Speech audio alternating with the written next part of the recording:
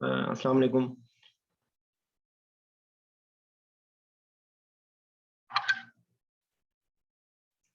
आवाज़ आ रही वालेकुम है आपको? सलाम। जी सर। अच्छा, कुछ दिन पहले जी तकरीबन 15-20 दिन पहले हम लोगों ने टॉक्स की डिस्कशन की थी।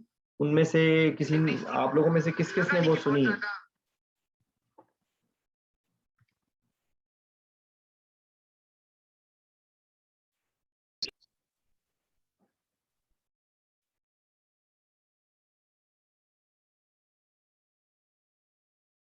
जी।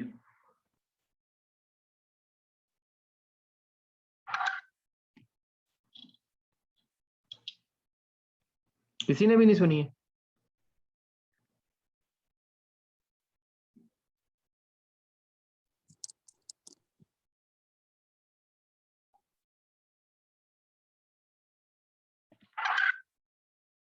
अच्छा, इस वक़्त आप लोगों में से वाईवे वाले डॉक्टर गुलज़ार, सुहेब, मधिया, आप आईएमएम का टॉक्स है आपका?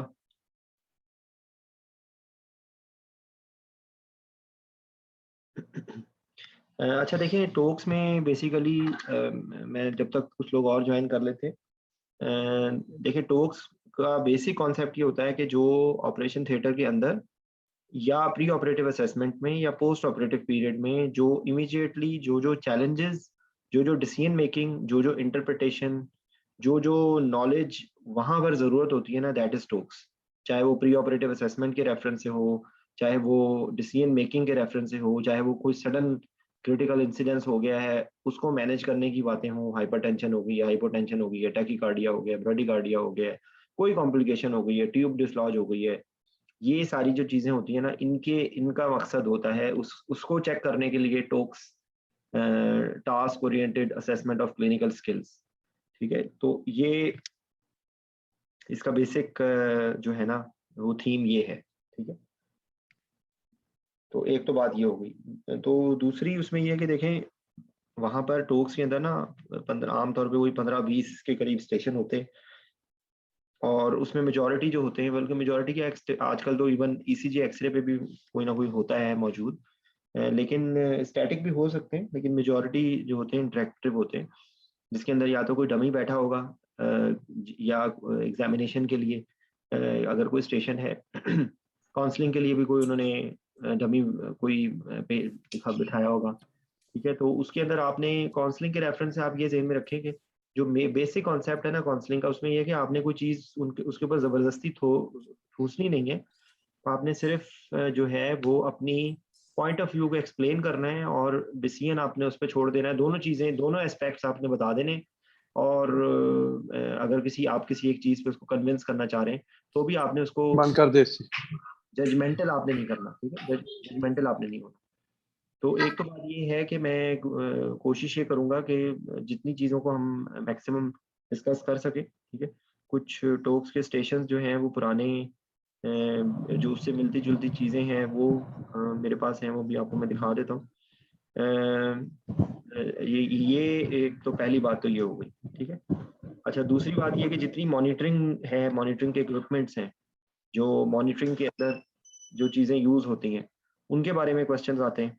ठीक है? जैसे फॉर एग्ज़ाम्पल पल्स ऑक्सीमेट्री है, एंड टाइडल CO2 है, इनवेसिव ब्लड प्रेशर मॉनिटरिंग है, जो न्यूरोमस्कुलर ब्लॉकिंग है। ठीक है? तो उसके ऊपर अक्सर आता है ऑक्सीजन सेफ्टी सिस्टम जो है, उसके ऊपर आता है कि ऑक्सीजन की ऑपरेशन थिएटर में सप्लाई कैसे होती है, उसके अंदर कौन सा हाई प्रेशर सिस्टम होता है, कौन सा लो प्रेशर सिस्टम होता है, एनेस्थीसिया मशीन के अंदर ऑक्सीजन की सेफ्टी को मेंटेन रखने के क्या क्या तरीके होते हैं। तो ये आपके दिमाग में होना चाहिए, क्योंकि अगर आप फोकस करके चीज़ों को देखेंगे तो वो आपके लिए आसान होगा, क्योंकि उसके अंदर बहुत टाइम महदूद सा होता है। 3-4 मिनट में उन्होंने आपको चंद बातों में इवैल्यूएट करना होता है, तो वो अगर आप जितनी बातें बताएँगे उतने आपको नंबर मिल जाएँगे। तो एक स्टेशन का गम लेके दूसरे स्टेशन पे नहीं जाना।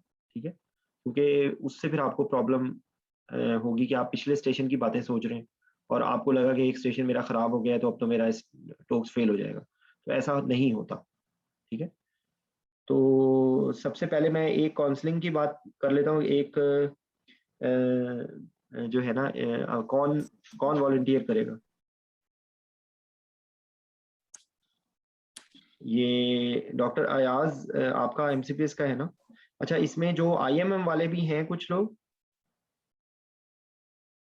आईएमएम वालों का भी टॉक्स है 22 को अक्टूबर को है मेरे ख्याल। तो अच्छा, ये कौन बताएगा काउंसलिंग का, किससे मैं सवाल पूछूं? कोई वॉलंटियर करे। जी सर। जी सर। राशिद, एक इलेक्टिव सर्जरी होनी थी, जो है वो उसकी सर्जरी है वो आपकी लैप्रोस्कोपिक कोलिस्टेक्टमी, ठीक है। लेकिन फॉर सम रीजन वो डे ऑफ सर्जरी में डिले हो गया है और उन्होंने पोस्टपोन कर दिया, ठीक है। तो you as anaesthetist are being asked to counsel the patient, तो how will you do it? अस्सलाम वालेकुम, मेरा नाम डॉक्टर राशिद है और मैं बेहोशी का डॉक्टर हूँ। आपका आज पित्ते का ऑपरेशन था? जी। अच्छा, आज की जो बेहोशी का डॉक्टर आज के लिए मैं ही हूँ। और जो आपका जो पित्ते का ऑपरेशन था ना, वो बदकिस्मती से हमें जो है अभी हमारे पास एक मरीज आ गया है इमरजेंसी में, जिसकी जान बचाने के लिए उसका ऑपरेशन करना ज़रूरी है। तो हमें आपका ऑपरेशन जो है अभी कैंसिल करना पड़ रहा है और हम उस मरीज को जो ऑपरेशन थिएटर में ले रहे हैं। देखें जी, मैं तो यहाँ पर सुबह से भूखा प्यासा बैठा हुआ हूँ और मैं तो मरने लगा हूँ बिल्कुल, और आपको मेरे को इसी का एहसास ही नहीं है जी। नहीं देखें, ऐसा असल में होता नहीं है, लेकिन ये इमरजेंसी ऑपरेशन एक हमारे पास आ गया है, जिसकी जान बचाने के लिए जो है ना उसको हमें पहले करना पड़ रहा है, वरना हमें अंदाज़ा है आपकी तकलीफ का। ठीक है ना, हम नहीं जी, हमारी तो आप, कोशिश यही थी कि हम आपका ही ऑपरेशन करें, लेकिन अभी हमें मजबूरी में हमें उसको लेना पड़ रहा है। और नहीं अगर तो आप जी इसमें थोड़ा सा कोऑपरेट करेंगे आप तो इसमें देखें आप आपको भी नेकी में का अजर मिलेगा कि किसी की जान बच जाएगी आपकी वजह से। नहीं जी, मेरे मेरे जो घर में सारे घर वाले सारे यहाँ पे डिस्टर्ब हुए हुए मेरे, मैं काम पे नहीं जा रहा, तो मेरी मेरी तो सारा मसला खराब हो जाएगा, मैं कैसे करूँगा ये? नहीं, हम आपके घर वालों से भी बात कर लेंगे और उनको भी बता देंगे कि सिचुएशन ऐसी है कि हमें मजबूरी में जो है ना ये अभी डिसीजन लेना पड़ रहा है। तो अब जी, अब मैं कहीं और किसी और अस्पताल से जाके कराऊँ? नहीं नहीं, हम देखें, हम कोशिश करेंगे कि जैसे ही मैं खुद सर्जन से भी बात करूंगा और जो लिस्ट कोऑर्डिनेटर है उनसे भी बात करूंगा, कोशिश करेंगे आपको फर्स्ट प्रायोरिटी पे हम जो है थिएटर अवेलेबल करें आपके लिए। और जैसी अवेलेबिलिटी होगी हम आपको इन्फॉर्म कर देंगे। हमारी कोशिश यही होगी कि जैसे ही हमारी लिस्ट बन जाए, हमारी इमरजेंसी हो जाए, तो हम कोशिश करेंगे कि फर्स्ट प्रायोरिटी पे आपको हम फैसिलिटेट करें। अच्छा, अब इस पे क्या कमेंट होंगे किसी के? इन्होंने अच्छा बताया है, लेकिन सर इसमें पहले 3-4 नंबर तो इन्होंने मीट खुरम, आई एम रियली सॉरी, आपके इंटरनेट की क्या प्रॉब्लम है? आपकी आवाज नहीं आ रही। फिर Khurram, I am really sorry, I will have to interrupt you. आपकी खुरम, आई एम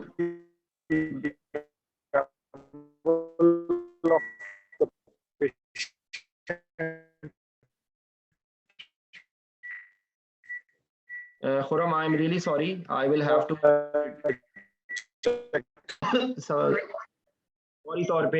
फौरी तौर पे हम जो होना है ना आपके लिए करेंगे इंतजाम के।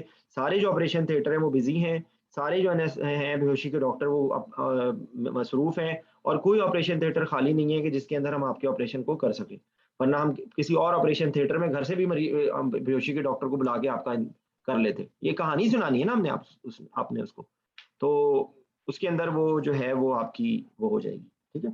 अच्छा, जो इसी किस्म का जो है ना, कोई कोई भी ब्रेकिंग न्यूज़ या कोई भी कॉम्प्लिकेशन हो गई है, उसके लिए भी बेसिक चीज़ है, आप malignant hyperthermia, local anaesthesia, toxicity, sux apnoea, उसके अंदर बेसिक बातें सेम ही होती हैं। तो कोई उसकी एक की प्रैक्टिस कर लेते हैं कि एक पेशेंट को मैलिग्नेंट हाइपरथर्मिया हो गया और आपने जाके उसको काउंसल करना है, मरीज के अटेंडेंट को। बच्चा था 4 साल का, उसकी टॉन्सिलेक्टमी हो रही थी, तो उस दरमियान में उसको मैलिग्नेंट हाइपरथर्मिया हो गया। तो कौन बताएगा? सारा आप बताओ। अस्सलाम वालेकुम, मेरा नाम डॉक्टर सारा है और मैं बेहोशी की डॉक्टर हूँ।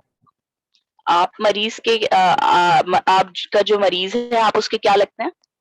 मैं उसका वालिद हूँ जी।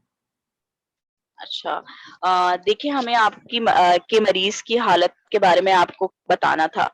आपके मरीज को जब हमने बेहोशी दी, तो उसके बाद उनका जो ब्लड प्रेशर है, वो बहुत ही खतरनाक हद तक बढ़ने लगा और इसके अलावा उसकी दिल की धड़कन भी बहुत ज़्यादा बढ़ने लगी। ये मेरा बच्चा उसके ठीक बाद है हम अभी?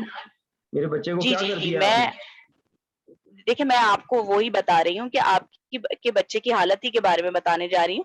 आप तसल्ली से मेरी बात सुनें। आपने मेरे बच्चे को आपके मार तो नहीं दी है? नहीं, क्या हुआ मेरे देखिए बच्चे को? हमारी तो अच्छा, देखिए ये एक पेचीदगी है जो कि ऑपरेशन के दौरान किसी भी शख्स को हो सकती है।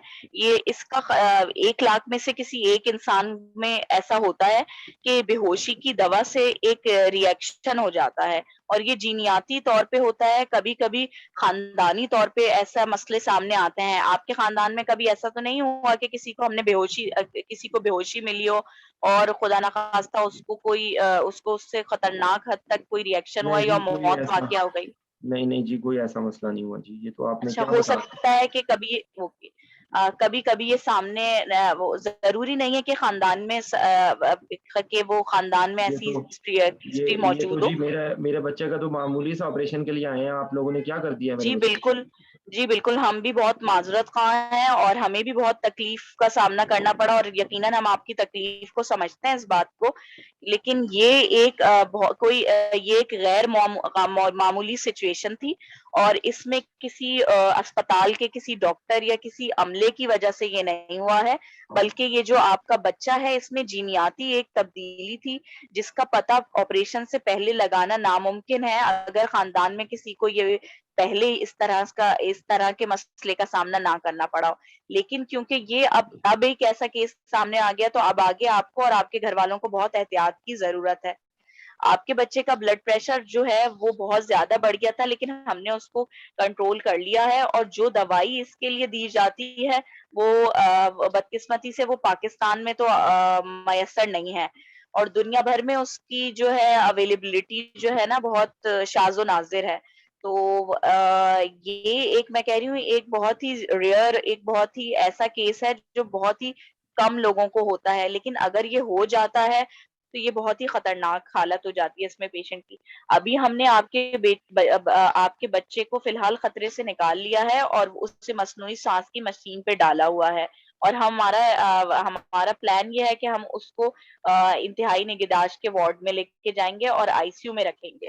ठीक है? खुदा अभी फ़िलहाल तो मैं कुछ नहीं कह सकती लेकिन खुदा ना ख़ास्ता ऐसे हालात में ऐसा भी होता है कि मौत वाक़ई हो जाती है इंसान की।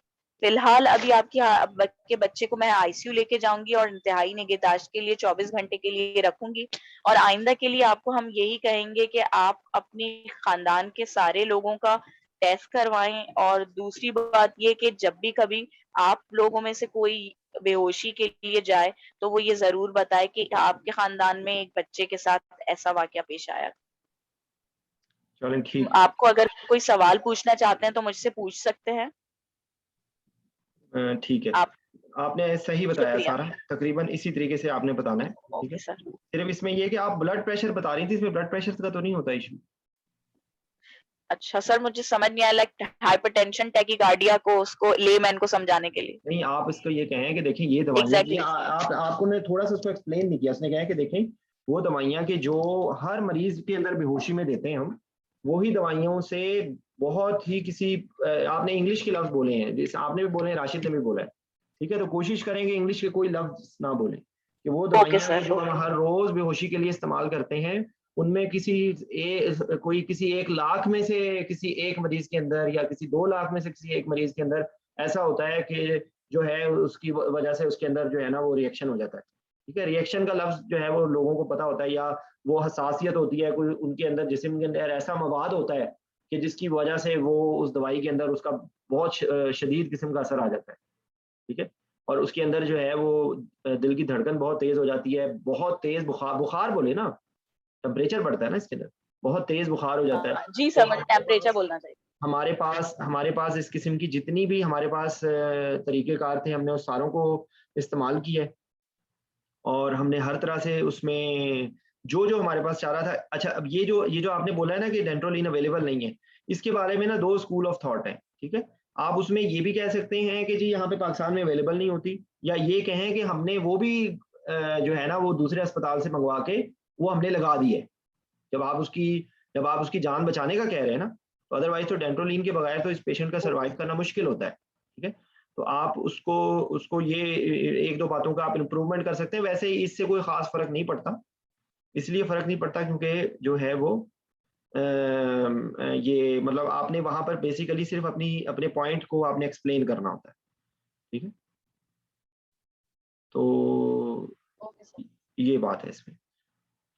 अच्छा, ऐसा है कि काउंसलिंग अब देखिए, क्योंकि मैं ये चाह रहा हूँ कि वो चीज़ें कि जिन लोगों ने पहले नहीं अटेंड की उनके पास तो वो अवेलेबल है कि आप सुन सकते हैं। तो वो चीज़ें कि जो हम लोगों ने पहले कुछ नहीं की थी, मैं पहले उसकी तरफ फोकस करने की कोशिश कर रहा हूँ, ठीक है। और जो है ना 1 मिनट के लिए सिर्फ। सर जी। सर, ये अगर सपोज हमें ब्रेन डेथ के लिए किसी को काउंसिल करना है तो वो तो एक लेमैन है, तो क्या हमें उसको तमाम जो ब्रेन डेथ के लिए हम टेस्ट परफॉर्म करते हैं तो उसके बारे में उसको भी बताना होगा कि जी मैंने ये किया तो उसमें ये आंख में ये किया, तो वो मतलब उसके नाम लेना। इतना टाइम होगा आपके पास? सर एक्चुअली सुना है कि वो असेस करते हैं एग्जामिनर कि आपको जो ब्रेन डेथ के लिए टेस्ट किए जाते हैं वो आते हैं या नहीं। सर मेरी आवाज आ रही है ठीक? एक मिनट खुरम, सिर्फ 1 मिनट रुकते प्लीज, ये बात मुकम्मल कर लेने दे। देखिए, मेरी बात सुनिए कि ये चीज आप कैसे उसको बताएंगे। आपने उसको ये अलग अलग से बताने की जरूरत नहीं है। आपने सिर्फ उसको ये कहना है कि भाई मैंने जितने जो भी तरीके होते हैं हर तरीके को हमने चेक कर लिया है, तो उसकी अब जान बचने के कोई चांसेस नहीं, ठीक है। नॉर्मल जिंदगी गुजारने अच्छा, तो दें। डिक्लेयर नहीं करना ब्रेन डेथ को, आप मेरी बात ये को जान बचने के कोई चांसेस नहीं है। आपने अच्छा, मुझे एक बात बताइए, आपके ख्याल से और क्या बताना चाहती हैं? सर यही बात तो मैं आपसे पूछना चाह रही हूँ कि वो एक लेमैन है, ठीक है, उसके सामने मैं ब्रेन डेथ के टेस्ट के नाम क्यों लूं या कैसे लूं, बिकॉज उसको तो कुछ भी नहीं पता। सर इसमें मैं ऐड करूं सर थोड़ा? जी बात करें। मैडम, इसमें आप बेसिकली जो इंटेलेक्चुअल लेवल है ना बिफोर काउंसलिंग, वो पेशेंट का चेक करते हैं। अगर तो पेशेंट समझदार लग रहा है आपको और आप समझती हैं कि वो इस पूरे ट्रॉमा को एट दिस स्पॉट हैंडल कर सकता है, तो आप उसको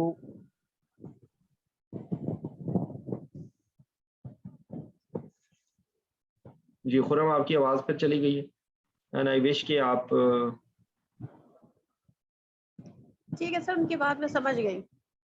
अच्छा, तो अच्छा ठीक है ना, तो ये एक ज़हन में रखें, एक बेसिक याद रखें। अस्सलाम वालेकुम, आपने चेहरे पे आपके स्माइल होनी चाहिए, आपने आंखों में आंखें डाल के बात करनी है, आपने जबरदस्ती नहीं बतानी चीजें, आपने ठूसनी नहीं है चीजें, और आपने सिंपल वर्ड्स यूज करने की कोशिश करें कि आप मिनिमम पॉसिबल इंग्लिश का कोई लफ्ज यूज करें, ठीक है। और जो वो बोल रहा हो तो आपने उसको कन्फ्रंट नहीं करना, आपने उसकी बात का जवाब देना है, ठीक है। ये है। अच्छा, ये मैं एक स्क्रीन शेयर कर रहा हूँ।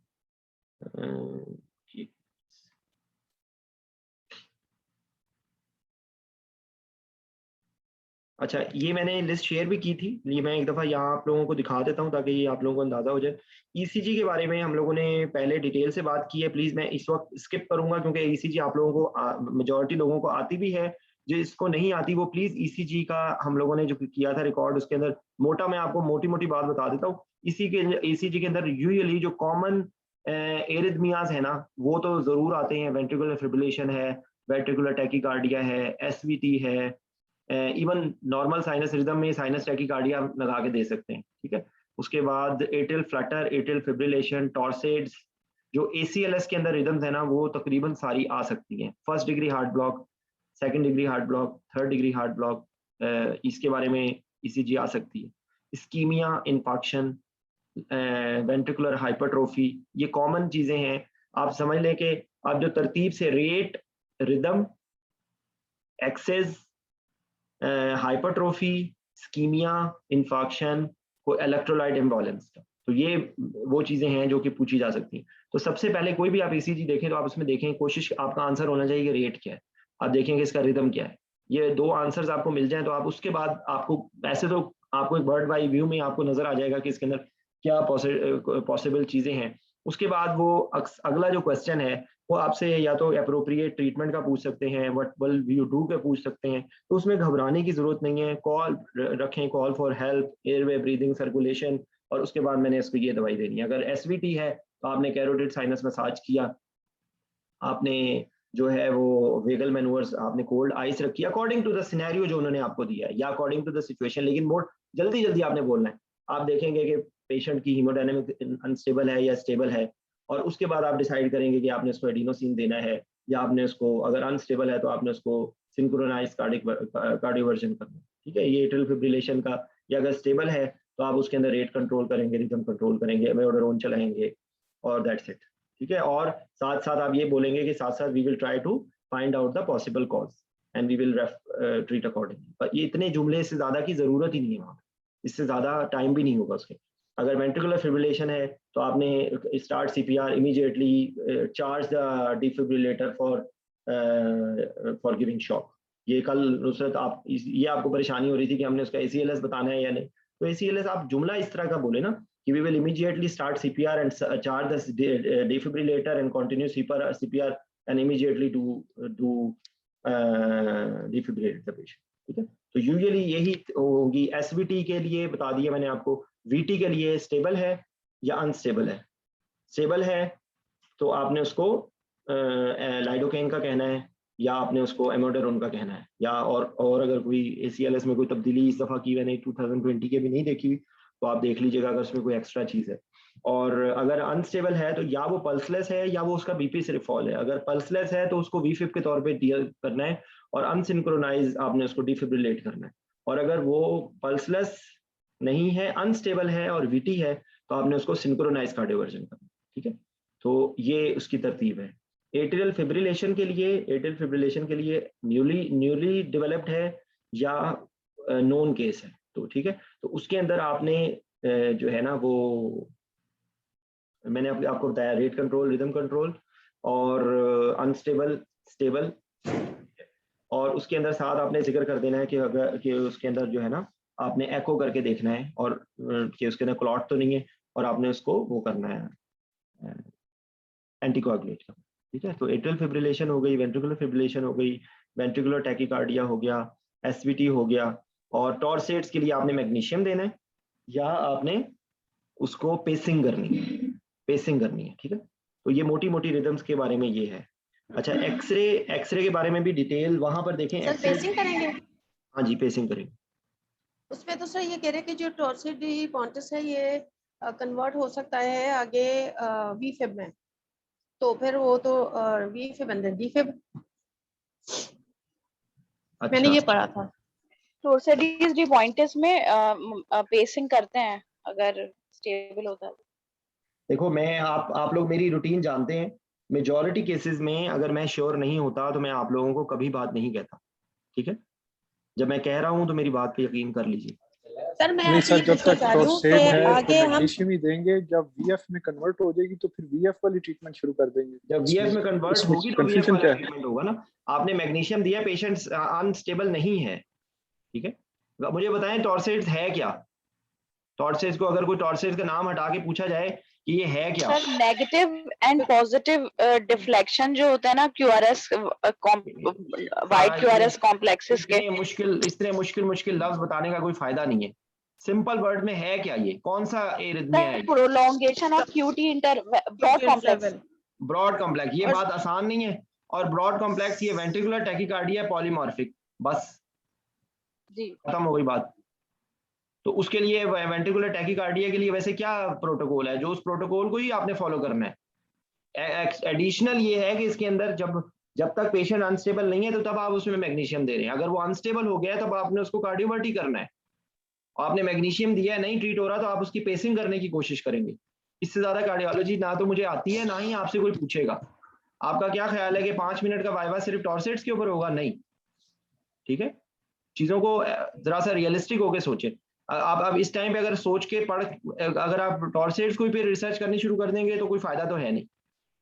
ठीक है, ये कुछ चीजें ऐसी होती हैं कि जिसपे हम ओवर रिएक्ट करने का कोई फायदा नहीं होता, ठीक है। तो आपने सर अगर फंस जाए तो कह दें कि I will call consult cardiologist. Consult cardiology, ये एक स्मार्ट आंसर है जो ये अभी बोला है ना, this is an smart answer.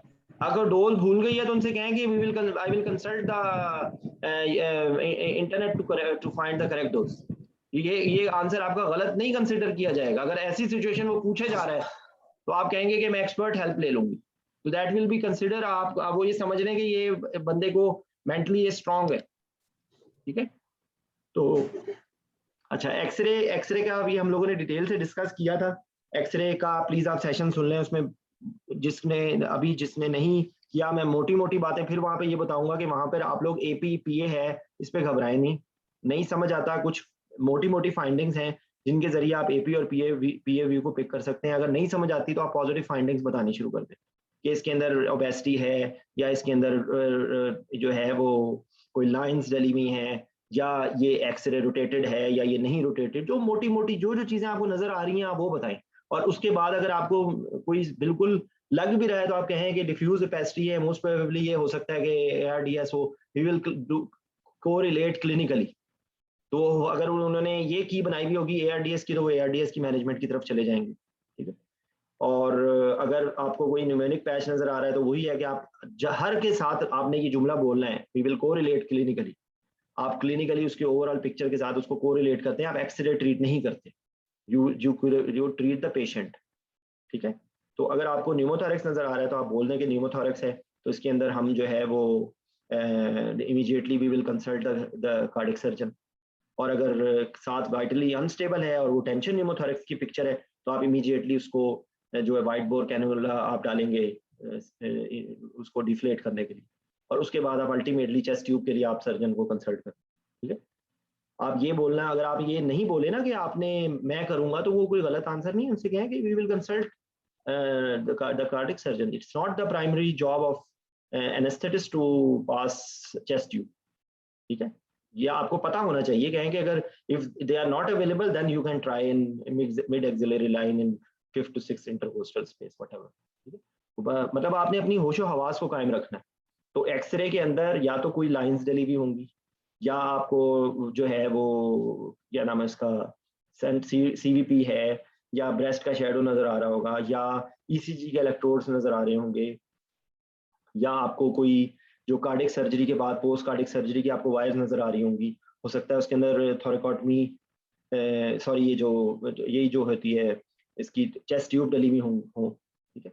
तो इस किस्म की कोई चीजें आपको नजर आएंगी, वो आपने उनको एक्सप्लेन कर देना है। MCPS के लेवल पे मेरा नहीं ख्याल कि CT स्कैन आप लोगों से पूछेंगे, लेकिन CT स्कैन अगर पूछें भी तो मोटी मोटी फाइंडिंग्स आपको सब ड्यूरल हिमाटोमा, एक्स्ट्रा ड्यूरल हिमाटोमा उसके बारे में ही पूछेंगे, इससे ज्यादा कोई नहीं जाएगा। मिडलाइन शिफ्ट अगर आपको नजर आती है तो आप वो बता सकते हैं, ठीक है। वाइटिश अगर कोई शैडो नजर आ रहा है तो वो इस्कीमिया है मोस्ट प्रोबेबली, ठीक है। इसी तरीके से होता है ना, जो ब्लड है वो ब्लैक नजर आता है। ये मेरा I am weakest in CT scan, किसी को पता है तो वो बता दे CT स्कैन के बारे में। जी अतीक। सर CT स्कैन के अंदर ब्लड जो है वो वाइट नजर आता है या ब्लैक नजर आता है, और स्कीमिया जो है वो वाइट नजर आता है। सर कोई भी कैल्शियम कंटेनिंग प्रोडक्ट होगी ना, जैसे ब्लड हो गया, हमारे पास बोन हो गई, वो सब जो है ना हमें व्हाइटिश नजर आएगी, हाइपर इकोइक, और ब्रेन जो है ना वो ब्लैकिश और ग्रेइश नजर आएगा। सर और अगर जो एयर फ्लूइड है वो जो फ्लूइड है व्हाइट नजर आएगा। एक मिनट, हाँ फ्लूइड व्हाइट है। और अगर एयर हो, बहुत थैंक्स अलॉट ज्वाइन करने का। आप थोड़ा सा अपना एक्सपीरियंस एक्सरे और ECG टॉक्स के रेफरेंस से आप बता दो, मैं अभी मैसेज करने ही वाला था आपको। जो है वो CT स्कैन के बारे में जो आप लोगों को आया था ना CT स्कैन, तो वो क्या पूछा था? क्योंकि मेरा नहीं ख्याल कि MCPS में पूछेंगे, लेकिन फिर भी जो है वो जो थोड़ा बहुत वो बता दो। सर बस उन्होंने पूछा था ये क्या चीज है, तो वो CT स्कल हमने बोलना था कि CT स्कल है। फिर उसमें उन्होंने पूछा था कि कोई आपको फाइंडिंग नजर आ रही है इसमें या नहीं नजर आ रही, तो उसमें जो था ना सब ड्यूरल हीमाटोमा था। और सब ड्यूरल और एपिड्यूरल में बस डिफरेंशिएट करना आना चाहिए, ये याद होना चाहिए कि जो ब्लड है वो हमेशा व्हाइट इन ओरिजिन नजर आएगा आपको, और जो एयर होगी ना वो जेट ब्लैक नजर आएगी। नीमोसेफेलिस का भी रख सकते हैं ये ना। और दूसरा एक और जो चीज होती है ना वो ये होती है कि जो वेन मैटर है ना वो हमारे पास थोड़ा सा ग्रेइश सा नजर आता है, और आपने ना सल्कायन गायराए जरूर देखने होते हैं और मिड लाइन शिफ्टिंग जरूर देखनी होती है। सॉरी, तो ये 2-3 चीजें जो है ना हमें जरूर देखनी होती हैं। अच्छा, ये एपिड्यूरल और सबड्यूरल का किस तरह होता है डिफरेंस? बाइकनकेव कितना होता है? बाइकनकेव जो हमारे पास एपिड्यूरल होता है ना वो लेंस फॉर्म का होता है, बाइकनकेव टाइप का, ठीक है। और जो सबड्यूरल होता है ना वो बोन के अंदर आपको नजर आएगा, एक तो नंबर 1, और नंबर 2 जो है वो आपके पास ना बिल्कुल एज इन समझे क्रिसेंट शेप होगा। ठीक है, तो ये चीज है। और एक्सरे में क्या पूछा था हानिया? एक्सरे नहीं था सर? एक्सरे में ना देखें, एक्सरे का जब भी हमारे पास आता है ना तो हमेशा आपको ना ABCDEF को देखना होता है हमेशा, ठीक है। A फॉर एयरवेज आपने जरूर देखना है, B फॉर आपने बोन्स देखने, C फॉर कार्डियक शेडोइंग आपने देखनी है, ठीक है। और D फॉर जो था डायफ्राम के आपने बॉर्डर्स देखने होते हैं, और E से मैं भूल गई, F फॉर फॉरेन बॉडी कोई भी है ना, तो वो देखना होता है, सही है। तो अच्छा, अब इसमें हमारे पास ना E से फॉर एक्सपोजर, हाँ एक्सपोजर, ठीक है। अच्छा, अब हमारे पास ना होता ये है कि उन्होंने हमें जो दिए थे ना वो बायलैटरल इन्फिल्ट्रेट्स थे, उसकी ट्रेकियोस्टमी हुई हुई थी, और उन्होंने केस सिनेरियो के साथ हमेशा देते हैं। अगर आपको वैसे एक्सरे समझ नहीं आ रहा ना तो आप केस सिनेरियो में से पिक करने की जरूर कोशिश कर सकते हैं। आप जैसे हमारे पास बायलैटरल इन्फिल्ट्रेट्स थे ना तो वो ARDS भी हो सकता था, लेकिन वो केस सिनेरियो में उन्होंने इस तरह लिखा हुआ था कि ये पेशेंट है आपके पास 5 डेज से वेंटिलेटर पे मैकेनिकल, ठीक है। तो जब 5 डेज ऑफ मैकेनिकल वेंटिलेशन हो गया तो वो वेब का एक्सरे था ना, तो आपको उसमें ये नहीं बताना होता कि ये है क्या, आपने ये बताना है कि इसमें ना bilateral infiltrates non homogeneous opacities bilaterally आपको नजर आ रही है, ठीक है।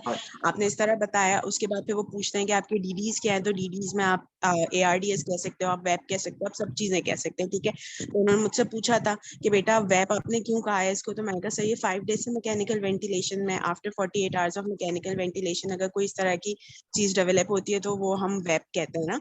उसके बाद फिर ट्रेकियोस्टमी थी, एक CVP थी उसमें, और दूसरा उसके ECG इलेक्ट्रोड्स लगे हुए थे। बस उन्होंने इसी का पूछा, और फिर मेरा पूरा जो वाइवा था ना उन्होंने वेब और वो मतलब जो भी टेबल था वो वेब और ARDS पे लिया उन्होंने। हाँ, वो इसी तरह ही होता है। ये देखो, हमेशा से जब मैंने किया था भी यही था, ये अभी भी आज भी यही है, तो इसमें परेशान होने की जरूरत नहीं है, ठीक है। CT स्कैन के बारे में भी ज्यादा से ज्यादा यही बात पूछेंगे, लेकिन मेरा अपना पर्सनल ओपिनियन है, मेरा जहाँ तक ख्याल है FCPS में तो पूछते हैं, MCPS में आई डोंट थिंक सो कि वो CT स्कैन रखेंगे। अगर रखेंगे भी तो यही बातें आपने बतानी है, उसमें कुछ नंबर आप अगर किसी का वीक भी हो जाता है ये स्टेशन तो चंद नंबर से मिल ही जाएंगे, ठीक है। अच्छा, ABGs थी हानिया? सर ABGs भी थी और केस सिनेरियोस के साथ थी वो भी ना, तो उसमें एक तो उन्होंने डायबिटिक पेशेंट की दी हुई थी ABGs, वो DK की थी, और दूसरी जो थी ना उन्होंने मतलब उसको ना मेटाबॉलिक एसिडोसिस भी था, और साथ साथ जो था इसको वो भी हो रहा था, क्या कहते हैं, कंपनसेटरी रिस्पायरेटरी अल्कलोसिस भी हो रहा था, और जो तीसरी थी ना उसमें हमारे पास रिस्पायरेटरी एसिडोसिस के साथ था, वो COPD की थी। तो उन्होंने पूछा था कि बस किस पेशेंट में ऐसी ABGs आपको मिल सकती हैं, तो वो COPD का पेशेंट था। बस इस तरह का था। आपने पिक कैसे की थी ECG? आपने ऐसे ही ECG पिक की थी ना कि आपने PH देखी, ठीक है। हाँ, पहले PH देखी, उसके बाद हमने कार्बन डाइऑक्साइड देखी। अगर वो दोनों एक सेम साइड पे जा रहे थे, सॉरी, जो रोम कहते हैं ना कि रिस्पायरेटरी में अपोजिट जाता है, और जो मेटाबॉलिक होता है ना उसमें टूवर्ड सेम साइड जाता है, इक्वल जाता है, मेटाबॉलिक इज इक्वल और रिस्पायरेटरी इज अपोजिट। इसे रोम का फॉर्मूला कहते हैं, ROME। तो उसी फॉर्मूले से हमने देखी थी कि अगर आपके पास CO2 कम हो रहा है तो आपके पास PH बढ़नी चाहिए, अपोजिट हो गया ये।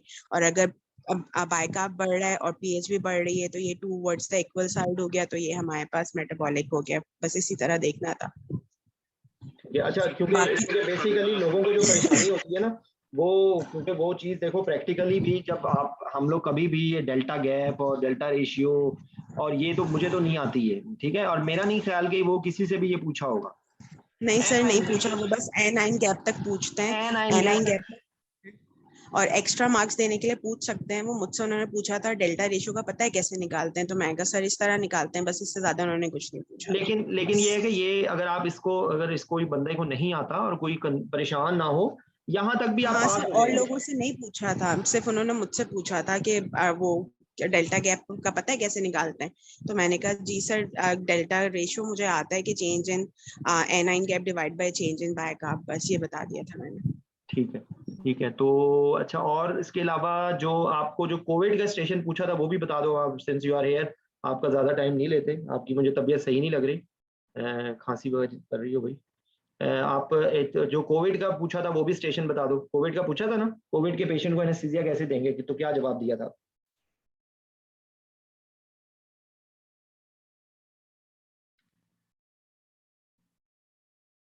जी हानिया, आवाज आ रही है? सर कोविड का पूछा था सर, कोविड का डंपिंग एंड डफिंग पूछा था, और इसको कैसे करते हैं, अपना स्ट्रेस कैसे करोगे, ट्यूब कैसे चेंज करोगे, किन किन चीज़ों का ख्याल करोगे, और इसके बाद जो है ना ट्यूब डालते वक्त क्या क्या चीज़ें ख्याल करोगे, और कैसे नहीं, आप बता दो।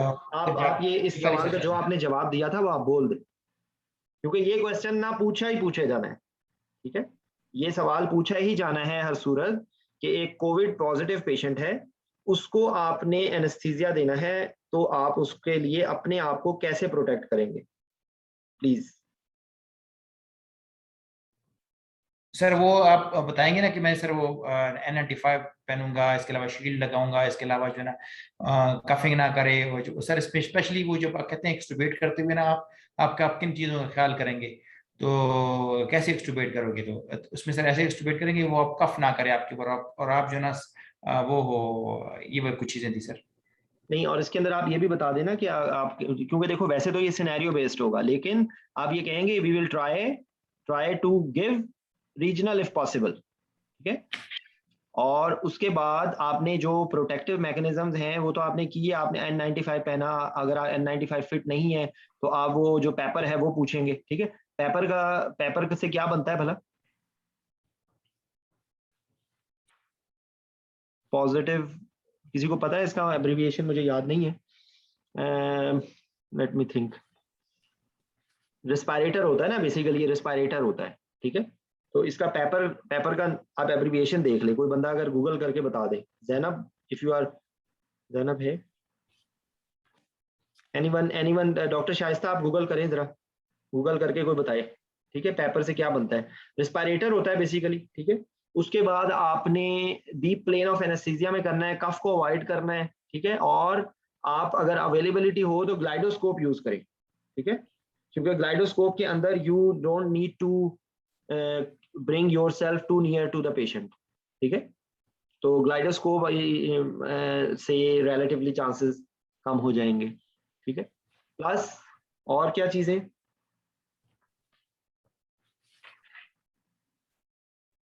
थिएटर के अंदर आपने जब मरीज को लेकर आना है तो अपने आपने मास्क उतार के लाना है या मास्क लगा के लाना है?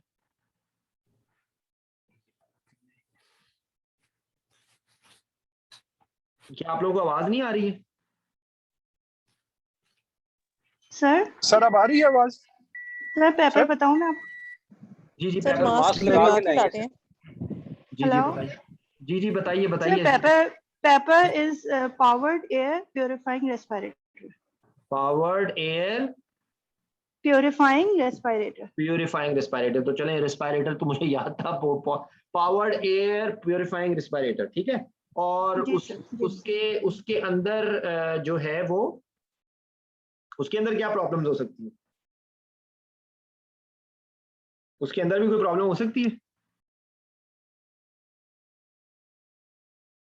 अभी किसी ने पहना है, वो उसको नहीं पता वो कोविड पॉजिटिव था, अब उसके बाद वो ही रेस्पिरेटर बगैर उसको क्लीन किए हुए दूसरे ने पहन लिया, तो वो उसको नहीं भी हुआ तो कोविड अब हो जाएगा। राइट सर, इसमें प्रॉपर डोनिंग और डोफिंग का आप बता दें। उसके अलावा जो सर आवाज नहीं आ रही। ऑपरेशन थिएटर है, उसको ऑपरेशन थिएटर के पर्सनल को सबको पहले इन्फॉर्म करें और प्रायोरिटी लिस्ट पे रखें इसको, और उसके बीच में जैसे वो करना है वो आपने बहुत अच्छा पहले बता दिया है। और as soon operation is over तो आप फ्यूमिंग उसको ओटी को बंद कर देंगे फॉर अदर पर्सनल, और जितना भी इक्विपमेंट इस्तेमाल हुआ है। हाँ जी, बिल्कुल सही, ये बातें आपने बतानी है। अब देखें, ये इनके अंदर जो रट्टे वाली चीज है वो ये सिर्फ पेपर है जो मैंने जिसका एब्रिविएशन नहीं आता, ठीक है। बाकी एक नेगेटिव प्रेशर रूम है, नेगेटिव प्रेशर रूम होना चाहिए। जब आप एनेस्थेटाइज करते हैं आपको जब उसको वेंटिलेट करना है तो HME फिल्टर आप जरूर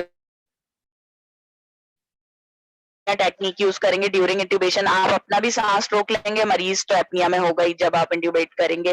वीडियो लैरिंजोस्कोप आपको यूज करना है और मिनिमम स्टाफ आपके पास होना चाहिए और डेडिकेटेड वेंटिलेटर हो जो कोई और कोविड के ही लिए हो, पेशेंट कोई और यूज ना करे। Very good. तो अब ये कंसेंसस आ गया, आप जी अवॉइड करें, आप थिएटर के पेशेंट को सारे अमले को करें, नेगेटिव प्रेशर रूम हो, पेशेंट को कवर करके लाएं, ठीक है।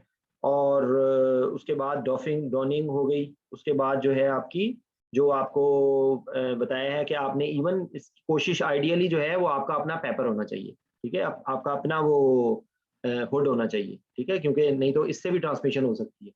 और जो है वो ये सारी चीजें, ठीक है, और डीप लेन ऑफ एनेस्थीसिया में करना है। ये एक सिनेरियो हो गया, ठीक है। अच्छा, अब मुझे ये बताइए, ये सिनेरियो हम लोगों ने ना डिस्कस किया था, हानिया ने ही ये सारा बताया था ये इस टॉपिक पे, तो वो मैं आप लोगों से शेयर कर दूंगा, ऑक्सीजन थेरेपी, ठीक है। वो आप लोगों को यूट्यूब पे वो मिल जाएगा। उसमें हानिया ने बहुत अच्छा तरीके से बताया था। मैं उसकी समरी मैं आपसे दोबारा से डिस्कस कर लेता हूँ कि व्हाट आर डिफरेंट वेज। ये जो आपको स्क्रीन पे नजर आ रही है, स्क्रीन नजर आ रही है? जी सर आ रही है। ये सर आ रही है। ये मुझे बताएं, एक face mask, different type of face mask कौन कौन से होते हैं?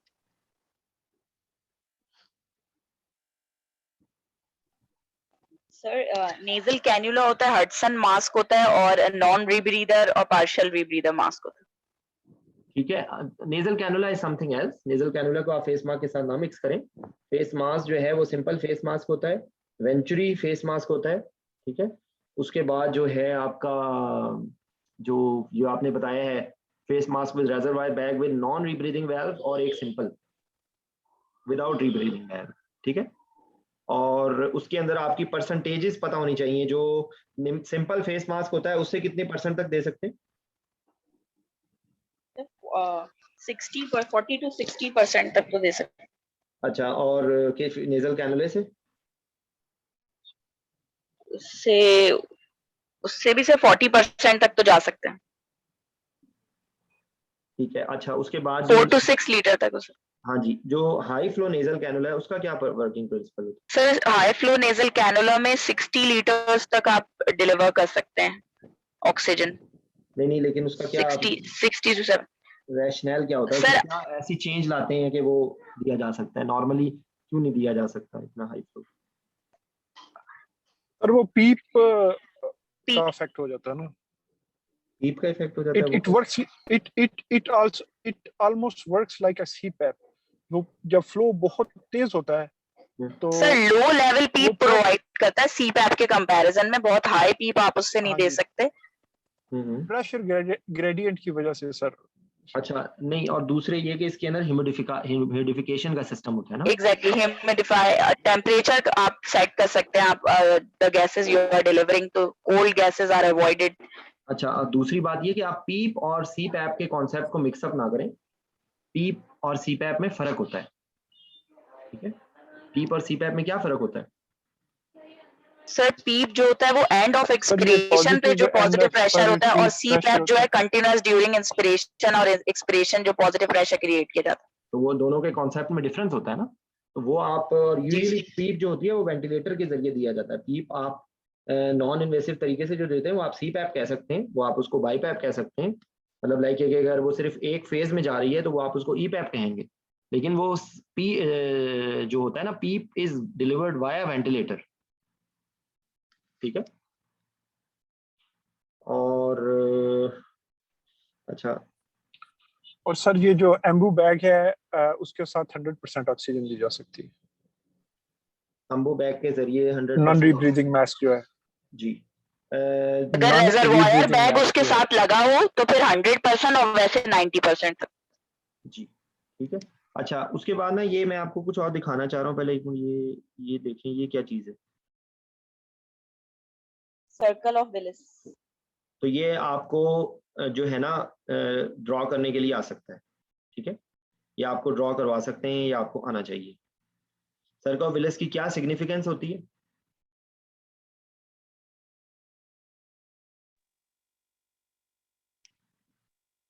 जी सर इसका सिग्निफिकेंस सर ये होती है कि अगर एक वेसल ब्लॉक भी हो जाए तो सप्लाई होती रहती है ब्रेन में। फिर से बोलें प्लीज हसन भाई। हाँ, मैं कह रहा हूँ कि अगर एक ब्लड वेसल कहीं से ब्लॉक भी हो जाए तो इसकी सर्कुलेशन चलती रहती है सर्कल की वजह से। ठीक है, अच्छा ये क्या है? वैसे तो इसके नाम लिखे हुए हैं, लेकिन ये आपको एक लम्हे के लिए नाम को छोड़ के ना नीचे देखें, इस तरह ये एपिड्यूरल का ये बिल्कुल इस तरह ही आता है। वहां पर मैं आपको पर्सनल अपना एक्सपीरियंस बता रहा हूँ कि मुझे एपिड्यूरल की नीडल नजर आई, मुझे स्पाइनल की नीडल नजर नहीं आई। सर मुझे भी नहीं आ रही।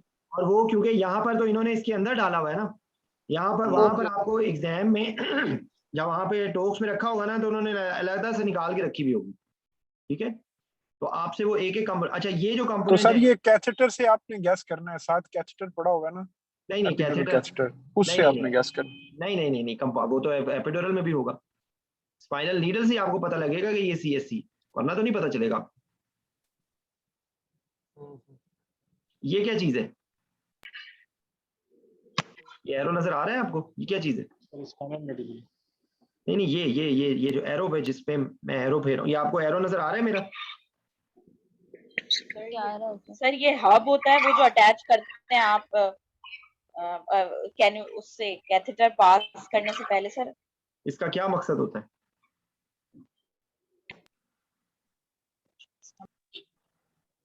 अच्छा, कैनुला बेसिकली जो है ना catheter easily thread easily pass करता है, किंक नहीं होता, ठीक है। सर इसमें अटैच हो जाता है टू ही नीडल से और आप कैथेटर इजीली। अच्छा, इसके साथ आपसे वो जो एसोसिएटेड क्वेश्चन वो पीडीपीएच के रेफरेंस से पूछ सकते हैं। इससे एसोसिएटेड जो है वो कंबाइंड स्पाइनल एपिड्यूरल के बारे में सवाल पूछ सकते हैं, ठीक है। कैथेटर जो है वो जो इसकी जो टिप होती है, ये जो आप देख रहे हैं इसकी टिप के ऊपर ये निशान लगे हुए होते हैं, ये रेडियो पैक होते हैं, ठीक है। तो इससे आपको उसकी रेडियोलॉजिकली भी आप इसको देख सकते हैं, ये भी इसका पर्पस होता है, ठीक है। अच्छा, इसको आपने पहले प्राइम करना होता है क्योंकि इसमें एयर चली जाएगी, वरना वो आपको उसके रिजल्ट जो है वो आपको वो होंगे, ठीक है। ये चक्कर है। अच्छा, ये भी आपसे पूछ सकते हैं, ये क्या चीज है? ब्रोंकियल सेगमेंट है। A palm A malp, apical posterior anterior lateral medial, एक apical medial anterior lateral posterior, और यहाँ पे A passy A malp, A P A S I, apical medial anterior lateral posterior, ठीक है। अब मुश्किल चीज आ रही है जो कि मुझे भी नहीं आती, ये क्या चीज है? सॉरी भाई, ये पता नहीं क्या चीज है। हाँ जी, ब्रेकियल प्लेक्सस। Brachial plexus. अच्छा, मुझे बताएं कि यहाँ पर इस एरिया में जो ब्लॉक, कौन सा ब्लॉक लगता है? कौन सा ब्लॉक से ये एरिया ब्लॉक होता है? इंटरस्केली। यहाँ पे ये कौन सा होता है? सुप्राक्लैविकुलर। अच्छा, यहाँ पे कौन सा होता है जो कॉर्ड्स के लेवल पे? इंडिविजुअल नर्व जो होती है, इंडिविजुअल नर्व तो सर एक्सिलरी में। और आपको इनसे कुछ 2-4 नर्व्स हैं जिनके नाम हमेशा भूल जाते हैं, वो जो है ना डायरेक्ट निकलती हैं या डायरेक्ट निकलती हैं या किसी अपर ट्रंक वगैरह से निकलती हैं, उनके आपको नाम पता होने चाहिए, समझ आई? वो नर्व्स के नाम थोड़े से जो सेपरेट होती है ना, वो नाम भूल जाते, जैसे ये लॉन्ग थ्रेसिक नर्व है ना, ये सारों से निकल रही है। तो इस तरीके से 4-5 नर्व्स और होती हैं जो कि मैंने पता नहीं कितनी दफा याद की हैं और हर दफा भूल जाता हूँ, ठीक है। आपसे वो इस तरह का सिनेरियो पूछ सकते हैं, वो साथ आपसे पूछेंगे कि भाई एक पेशेंट है, उसकी आपने शोल्डर की सर्जरी करवानी है, जैसे हम लोगों ने परसों डिस्कस किया था, वही चीज है कि शोल्डर की सर्जरी है तो क्या आपने ब्लॉक लगाना है, एनाल्जेसिया के लिए क्या देना है, एनेस्थीसिया के लिए क्या देना है, ठीक है, यही बिल्कुल वो आपको हैंड में पूछ सकते हैं, बिल्कुल ऐसे ही आपसे लोअर लिम्ब में पूछ सकते हैं, हैंड में, शोल्डर में, क्या नाम है उसका, कौन से ब्लॉक में, अच्छा इंटरस्कैलिनी ब्लॉक में कौन सी नर्व की स्पेयरिंग होती है?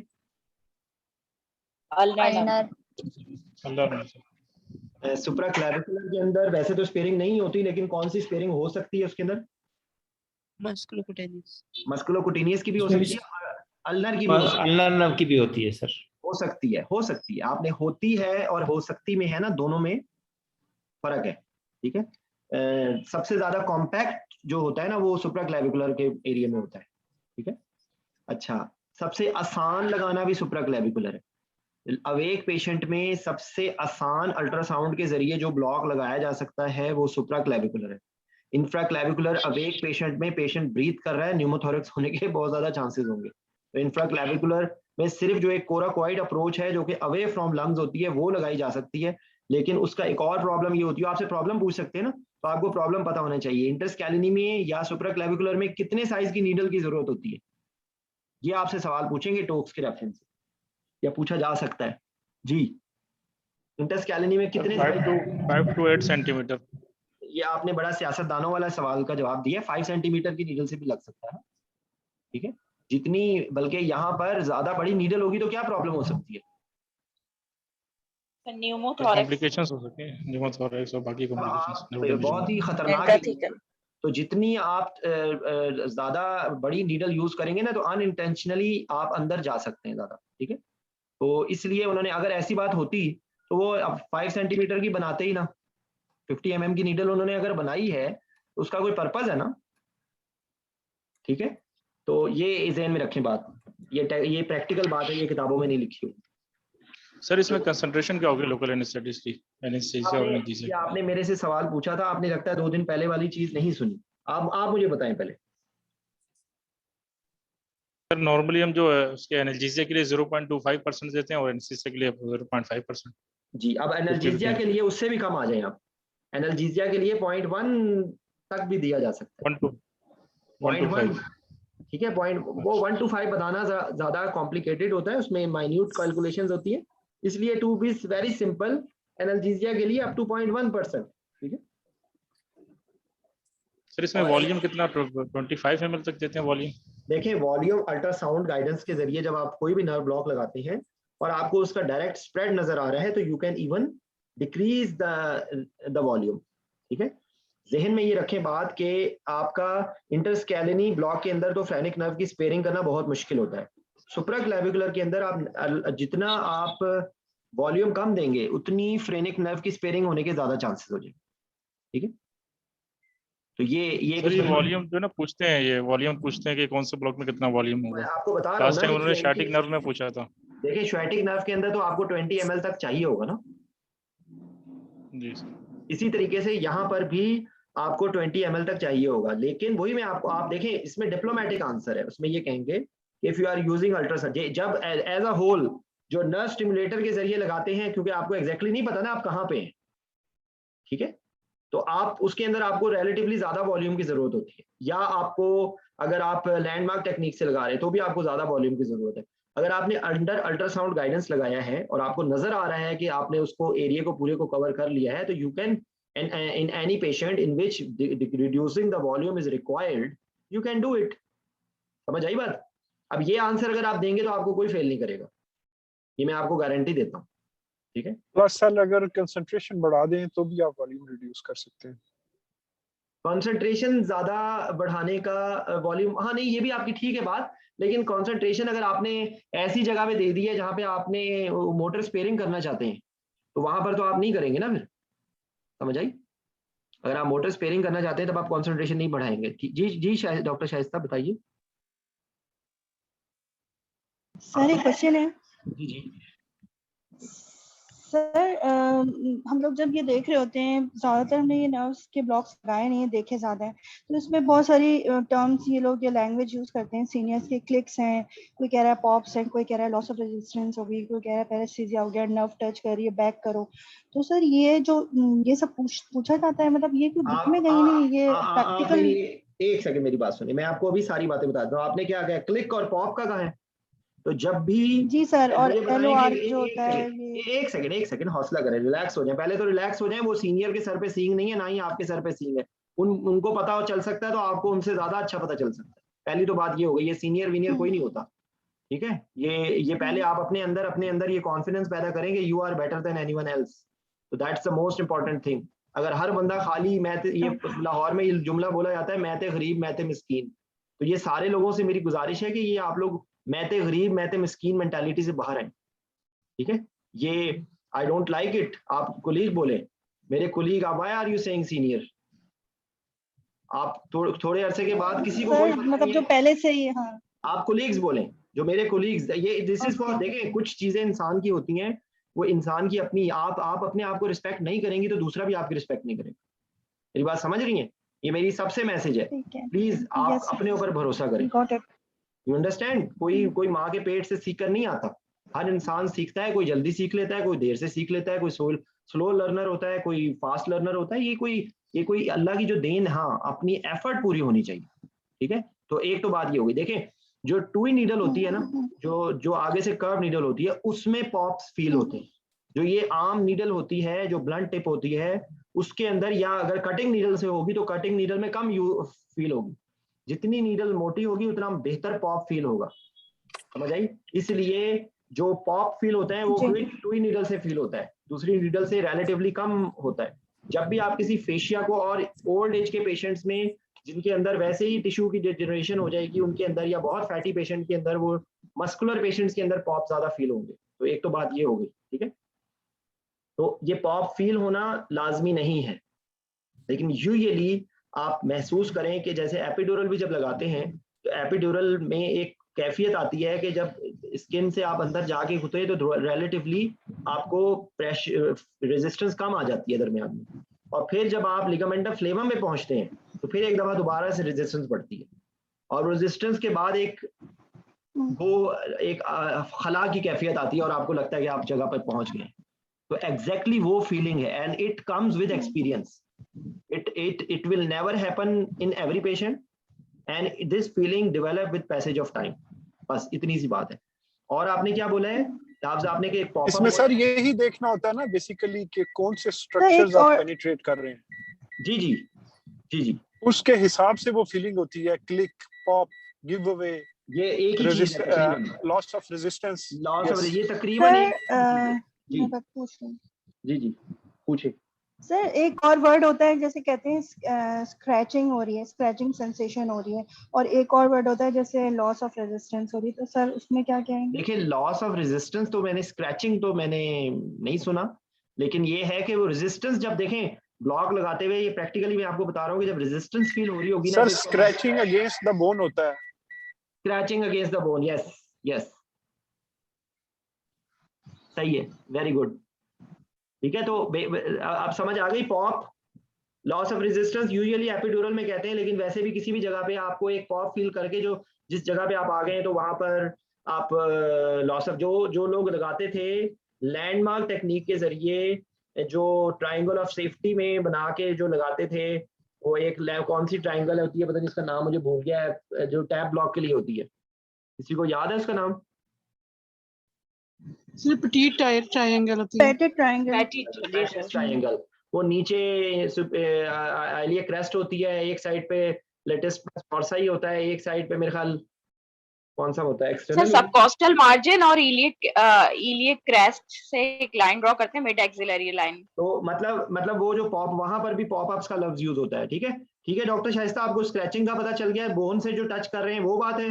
लॉस ऑफ रेजिस्टेंस, पॉपअप, ये तकरीबन मोर और लेस एक ही चीजें हैं, ठीक है। अगर सर लास्ट है कि पैरेस्थीसिया होता है, उसमें क्या पैरेस्थीसिया में आप अब एक पेशेंट में कभी लगाए ना ब्लॉक, तो मरीज जो चीखने लगेगा ना, तो वो पैरेस्थीसिया हो रहा है, और वो टच हो गए जी। अगर और वैसे इसको चेक करने का एक पैरेस्थीसिया, पहले एक पैरेस्थीसिया टेक्निक से ब्लॉक भी लगाया जाता था। आप नर्व को जाके टच करें, मरीज को तकलीफ होगी, थोड़ा सा विड्रॉ करें और दे दें। अब प्रैक्टिकली स्पीकिंग जो नर्व स्टिमुलेटर के जरिए है, उसके जरिए आप करंट को डिक्रीज करते हैं, और अगर वो 0.3 पर भी आ रहा है तो इसका मतलब है आप नर्व के अंदर हैं, आप थोड़ा सा बाहर आ जाए, ठीक है। और अल्ट्रासाउंड के अंदर जब आप लगाते हैं, या किसी भी जगह पे आप अल्ट्रासाउंड के जरिए, या वैसे आप नहीं पिक कर रहे, इसलिए डबल टेक्निक्स का ये फायदा होता है। आपने नर्व को अल्ट्रासाउंड से देखा, आप उस जगह पे पहुंचे, आपने नर्व स्टिमुलेटर के जरिए अपनी फाइंडिंग को कंफर्म किया, और आपने अच्छा प्रेशर का भी सेंसर होता है, प्रेशर का भी सेंसर होता है जिसके जरिए पता नहीं 15 psi से ज्यादा का प्रेशर नहीं होना चाहिए जब आप इंजेक्ट करते हैं, इसलिए कोशिश होनी चाहिए कि बहुत बड़े गेज की नीडल ना हो। 10 cc से ज्यादा की नीडल अगर आप यूज करेंगे तो उसके अंदर आपको प्रेशर का इतना आप पिक नहीं कर सकते। तो या तो आपके पास प्रेशर सेंसर हो जो कि आपके जो इंजेक्शन का प्रेशर है उसको मॉनिटर करे, क्योंकि अगर आप अगेंस्ट हाई प्रेशर दे रहे हैं तो इसका मतलब है कि you may be inside the nerve. ठीक है सर, एक दफा पैरेस्थीसिया को डिफाइन कर दें जरा, मुझे याद। आप बताएं सर, एबनॉर्मल सेंसेशन फेल्ट।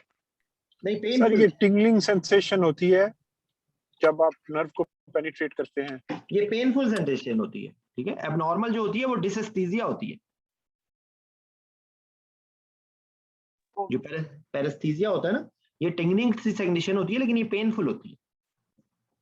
ठीक है, अच्छा ये वही उसी का ही है। आपको रूट वैल्यूज पूछ सकते हैं। ठीक है, आपको डर्माटोम्स ड्रॉ करने के लिए आ सकते हैं, ये आपको टिप्स पे होने चाहिए। शोल्डर की टिप पे कौन सा होता है लेवल?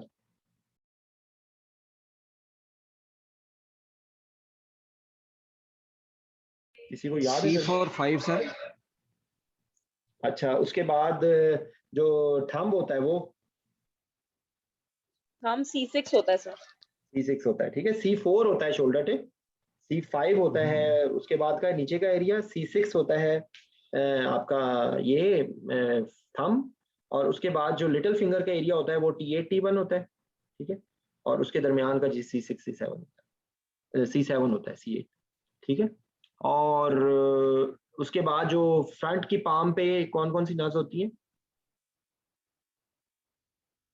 जो पावर सरफेस ऑफ हैंड है उसमें कौन सी नर्व होती है? Ulnar and radial sensory sir नहीं, पामर सरफेस। पामर साइड पर मीडियन सर होती है ना। Ulnar and median, Palmer side पे और बैक पे radial. Radial and ulnar. Median ulnar है।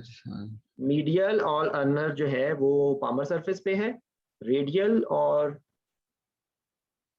जो अल्नर है वो पोस्टीरियर जो डॉर्सल सरफेस। Dorsal surface. अच्छा, ये क्या है? Oxyhaemoglobin dissociation curve. तो ये कहाँ पर इसकी क्या सिग्निफिकेंस होती है?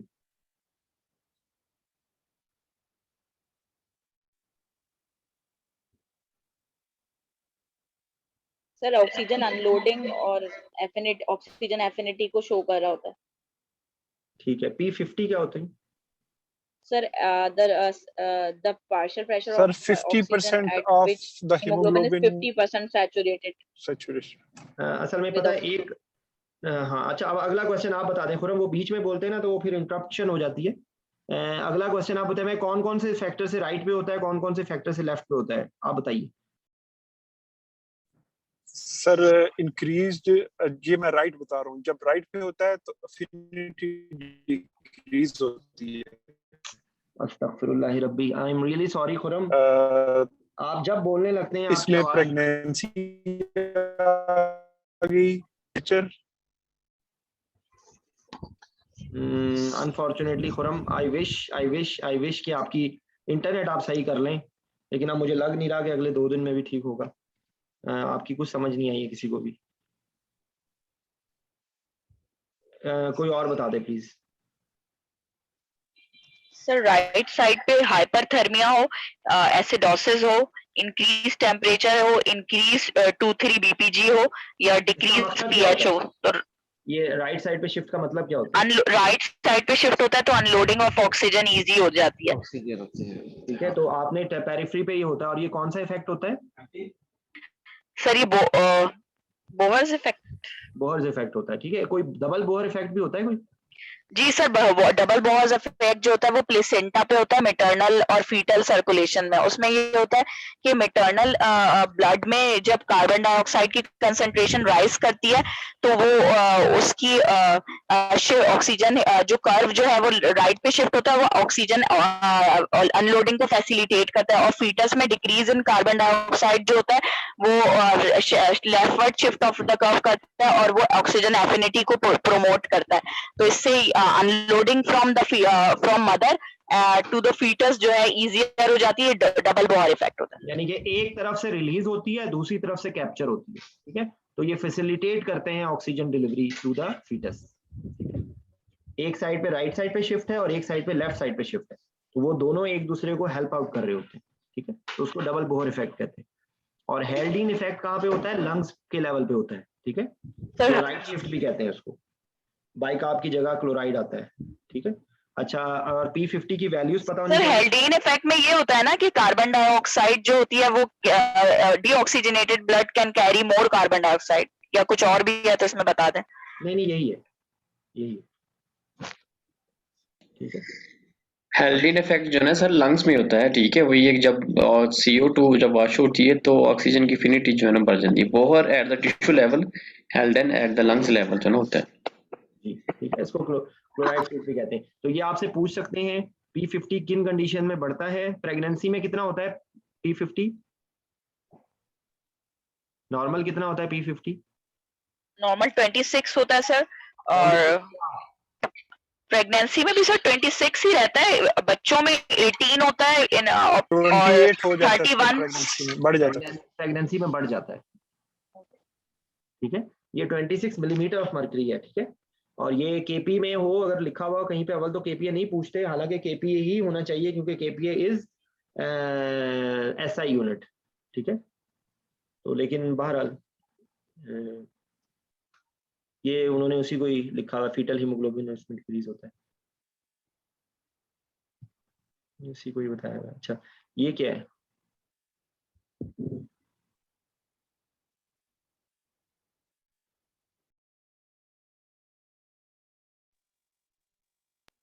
ये फ्लो वॉल्यूम लूप है लंग्स की, नॉर्मल है, ऑब्स्ट्रक्टिव और रिस्ट्रिक्टिव लंग डिजीज में। देखें, रिस्ट्रिक्शन फ्लो रेट बढ़ रहा है लेकिन लंग वॉल्यूम नहीं बढ़ रहा, ठीक है। और पूरा अचीव भी नहीं हो रहा। इसमें जो है वो हो रहा है लेकिन देर से हो रहा है, ठीक है, क्योंकि ऑब्स्ट्रक्टिव लीजन है और ये नॉर्मल है। जमील ये भी एक्सप्लेन कर दो भाई।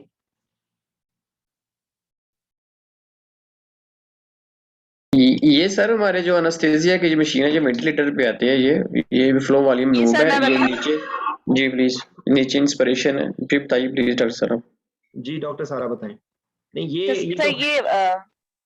ये तो फ्लो वॉल्यूम लूप में, जी सर बोला। जी बताएं, बताओ। अच्छा सर, फ्लो वॉल्यूम लूप्स में हम दो, एक इंस्पिरेशन में कर्व बनता है और एक एक्सपिरेशन में। तो जो रिस्ट्रिक्टिव लंग डिजीज होती है उसमें इंस्पिरेशन और एक्सपिरेशन दोनों में जो है वो द ग्राफ इज शॉर्टर। तो ये जो फर्स्ट वाला है ये रिस्ट्रिक्टिव लंग डिजीज को शो कर रहा है। सेकंड जो है दिस वन इज एक सेकंड देखें, उसमें एक और भी चीज होती है। रिस्ट्रिक्टिव लंग डिजीज का नहीं है, ये फिक्स ऑब्स्ट्रक्शन है। जो रिस्ट्रिक्टिव लंग का होता है ना उसमें और छोटा हो जाता है, ठीक है, और उसके अंदर लंग कैपेसिटी भी कम हो जाती है, समझ आई? लंग कैपेसिटी भी कम हो जाती है, तो वो यहाँ से राइट से लेफ्ट साइड पे शिफ्ट हो जाएगा। एम आई राइट? जी ये बिल्कुल सर, ये जो है ना सर लेफ्ट से राइट होगा, जैसे कि ट्रेकिया में कोई है, ऑब्स्ट्रक्शन है, प्रेशर है, अच्छा, उसमें ये शो करता है। एक सेकंड, जो लेफ्ट से राइट और राइट से लेफ्ट है ना खुरम, वो आप जिस साइड पे शो करना चाहते हैं रेजिडुअल वॉल्यूम कम हो जाएगा, ऐसे ही है ना। टोटल लंग कैपेसिटी कम हो जाएगी, वाइटल कैपेसिटी कम हो जाएगी आपकी रिस्ट्रिक्टिव लंग में। तो आप उसको चाहे राइट पे शो कर दें चाहे आप लेफ्ट पे शो कर दें, आपको ये शो करना है कि ये सुकड़ गया। ये मेरे ख्याल अगला ग्राफ है ना, इसमें इसके अंदर हो जाएगा ये, ठीक है। ये नॉर्मल है,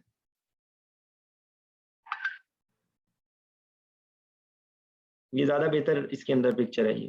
जी बिल्कुल, ये नीचे जो है लाइन से नीचे इंस्पिरेशन शो कर रहे हैं, ये नॉर्मल है। इंस्पिरेशन में लंग्स जो कंप्लाइंस ऐसी हैं या एयरवे की है, और जो ऊपर है वो एक्सपिरेशन है, ठीक है, उसमें फ्लो और वॉल्यूम दोनों चीजें बताई गई हैं।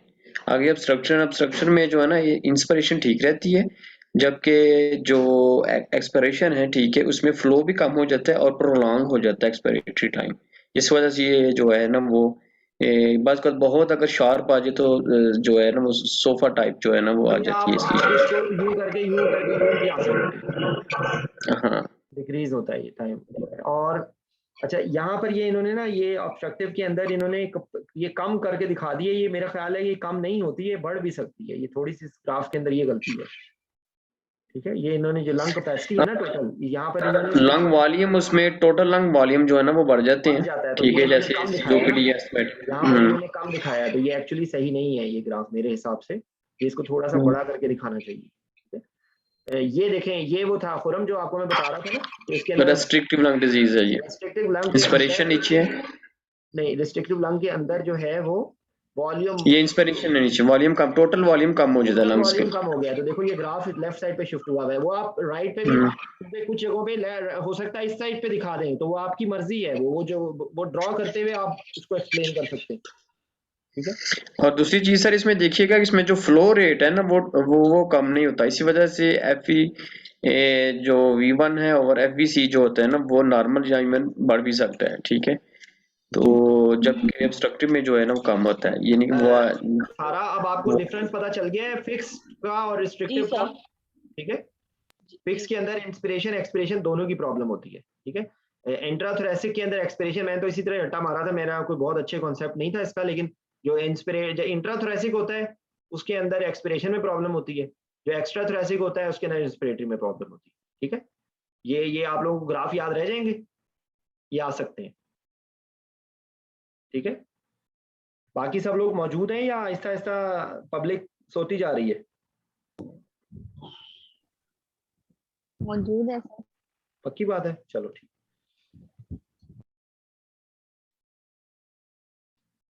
ये भी ग्राफ आपको लेवल करना भी आ सकता है, ये आपसे पूछ सकते हैं, तो जो ये ना टाइडल वॉल्यूम है, टाइडल वॉल्यूम के अबव, ओवर एंड अबव जो ले सकता है वो इंस्पिरेटरी रिजर्व वॉल्यूम होता है, जो टाइडल वॉल्यूम के ओवर एंड अबव एक्सपायर किया जा सकता है वो एक्सपिरेटरी रिजर्व वॉल्यूम होता है, ठीक है।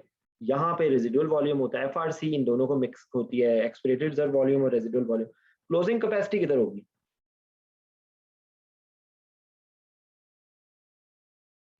सर वो इसमें तो नजर नहीं आती, लेकिन वो कहाँ पे मूव कर रही होगी? वो यहीं पर इस वो फंक्शन रेजिडुअल कैपेसिटी के साथ होगी, कैपेसिटी और वॉल्यूम में यही है, वॉल्यूम जो है ना वो सिंगल जो है ना वो होगी किसी एक कह सकते हैं कि आप मैं और बात बता रहा हूँ, और बात आप और बता रहे हो, तो आप उसको अगर आप उसको एक्सप्लेन करना चाहोगे तो आप विद रेफरेंस टू, हाँ, ये फंक्शन रेजिडुअल कैपेसिटी जो है ना ये कम हो जाएगा वॉल्यूम, इसमें ये जल्दी जो है ना ये नीचे आ जाएगा फ्लो इसका, दूसरा मतलब ये में जल्दी जो है ना क्लैप्स हो जाएंगे, नहीं क्लोज हो जाएंगे। नहीं, मेरा एक मिनट के लिए मेरी आवाज सुन लें, मैं बताना चाह रहा हूँ कि आप अगर FRC क्लोजिंग कैपेसिटी को एक्सप्लेन करना चाहेंगे इस ग्राफ के ऊपर, तो with reference to FRC explain करेंगे, ठीक है सर। वो FRC से ज्यादा नहीं होती, कम होती है, तो अगर वही, तो ये तो मैं आपको बता रहा हूँ, अगर वो FRC से ऊपर चली गई है तो उसका क्या मतलब है? एटिलैक्टेसिस हो जाएगा, एटिलैक्टेसिस हो जाएगा, ठीक है। ये बात, ये मैं आपको सिर्फ ये पॉइंट बताना चाह रहा था, ठीक है। अच्छा जी, ये एंड टाइडल का है। अच्छा, ये जो इसके अंदर 4 होते हैं फेजेस, एक ये बेस लाइन होती है, ये फेज होती है, ये फेज होती है, ये फेज होती है, कोई इसको एक्सप्लेन कर दे। अच्छा सर, 0 से स्टार्ट लें अगर, तो यहाँ पे ये डेड स्पेस, ये एक्सपिरेटरी अप स्ट्रोक, और ये प्लेटू और प्लेटू सब मिक्स होती हैं, एल्वियोलर और डेड स्पेस दोनों, ठीक है। और ये इंस्पिरेटरी फेज। अच्छा, अगर ये ऊपर ही रह गया है तो इसका क्या मतलब है? यहाँ तक, ये यहाँ पे आके यहाँ से ऊपर चला गया सर इसका मतलब है कि इंस्पिरेटरी वाल्व स्टक हो गया, या सर एक्सपिरेटरी वाल्व में प्रॉब्लम होगा, एक्सपिरेशन में नहीं, एक जो और उसमें रीजन होती है ना, रीब्रीदिंग को शो करेगा वो फिर। जी हाँ, तो उसमें यही होगा कि तो जो क्यूरेर इफेक्ट expiratory- कहते हैं, बीच में जो स्पॉन्टेनियस ब्रेथ लेता है ना पेशेंट। नहीं खुरम प्लीज एक मिनट, वो आगे जा रहे हैं। वो अलग चीज है। मैं और बात पूछ रहा हूँ कि अगर ये सर बेस रीब्रीदिंग को शो करेगा ना वो, अगर ये यहीं से वापस होके दोबारा उठ गया, बेसलाइन को टच ही नहीं कर रहा। रीब्रीदिंग का मतलब क्या होता है भाई? रीब्रीदिंग का मतलब क्या एग्जॉस्टेड होता है? कार्बन डाइऑक्साइड है इंस्पायरेशन। या एक्सपिरेटरी वाल्व का मेल फंक्शन है। हाँ, तो सोडा लाइम के बारे में बताएंगे ना, सोडा लाइम के बारे में, ठीक है। अच्छा, ये क्यों, ये क्या चीज है? ये मुझे भी नहीं पता वैसे भाई। ये सर ऑब्स्ट्रक्टिव को शो कर रहा है कि ऑब्स्ट्रक्शन हो रही है। सर ये ड्यूरिंग रेस्पिरेशन जब वो कार्डियक लंग्स और कार्डियक टच करेंगे, ये जो वो क्या है? अच्छा, ये कार्डिक ऑसिलेशंस हैं, ये मुझे ये आई डोंट नो, ये मैं इसको चेक करना पड़ेगा, या I can not explain too. ये अगर ये स्लांटिंग यूं जा रहा है तो इसका क्या मतलब है? ये यूं जाने के बजाय ऑब्स्ट्रक्टिव जो है ना, ऑब्स्ट्रक्टिव सीओपीडी। सर प्लेटो अचीव नहीं हो रहा। ओबेसिटी भी लिखा हुआ है ना, ओबेसिटी में सर ये जो फर्स्ट है ना, इसमें पेशेंट कफ या बकिंग कर रहा है, और जो दूसरे में आ रहा है इसमें पेशेंट हल्का सा इंस्पायरेटरी एफर्ट है उसमें।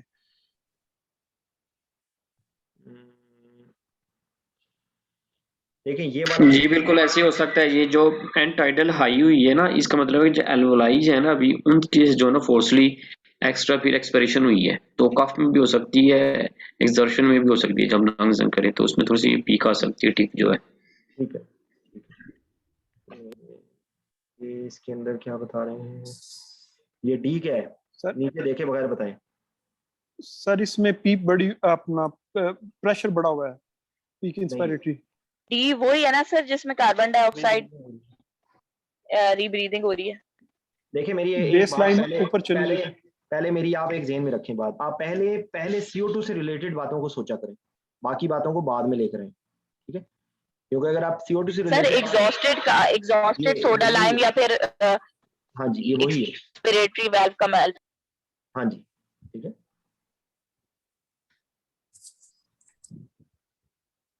ठीक है, ये नॉर्मल है, ये ऑब्स्ट्रक्टिव है, ये कोरारिक लेफ्ट है, ठीक है, ये ब्रीथ कर रहा है, ये ब्रीदिंग हो रही है, ये एक्सपिरेटरी वाल्व की प्रॉब्लम है, और ये इंस्पिरेटरी वाल्व की प्रॉब्लम, ठीक है। बिल्कुल इसी तरीके से आप लोगों को सर ये इंस्पिरेटरी वाल्व की प्रॉब्लम तो नॉर्मल नहीं लग रही है हमें, तो अगर सिंगल ये ग्राफ होगा तो इसमें हमें कैसे, ये प्रोलॉन्ग इंस्पिरेशन बस है, अगर आप कंपेयर करें तो एक्सपिरेशन से और कोई डिफरेंस नहीं। ये सर प्रोलॉन्ग एक्सपायरेशन है इसमें। प्रोलॉन्ग एक्सपायरेशन है, इंस्पिरेशन वाले एरिया को भी कवर कर रहा है। इंस्पिरेशन और एक्सपिरेशन 1:2 होता है ना, तो ये इंस्पायरेशन इतनी प्रोलॉन्ग नहीं होती जितनी डी में दिखाई गई है। ये कुरारे नॉच है, ये स्पॉन्टेनियस एफर्ट को शो कर रहे हैं, ठीक है। ये कार्डिक ऑसिलेशंस आ रही होती हैं। अगर ये जाते जाते एकदम से गायब हो गया है तो वो पल्मोनरी एम्बोलिज्म है। ये जो आपको रीब्रीदिंग बता रहा था, ठीक है। ये क्या है, नीचे ना देखें, ये बढ़ता जा रहा है ना, सोडा लाइम एग्जॉस्ट।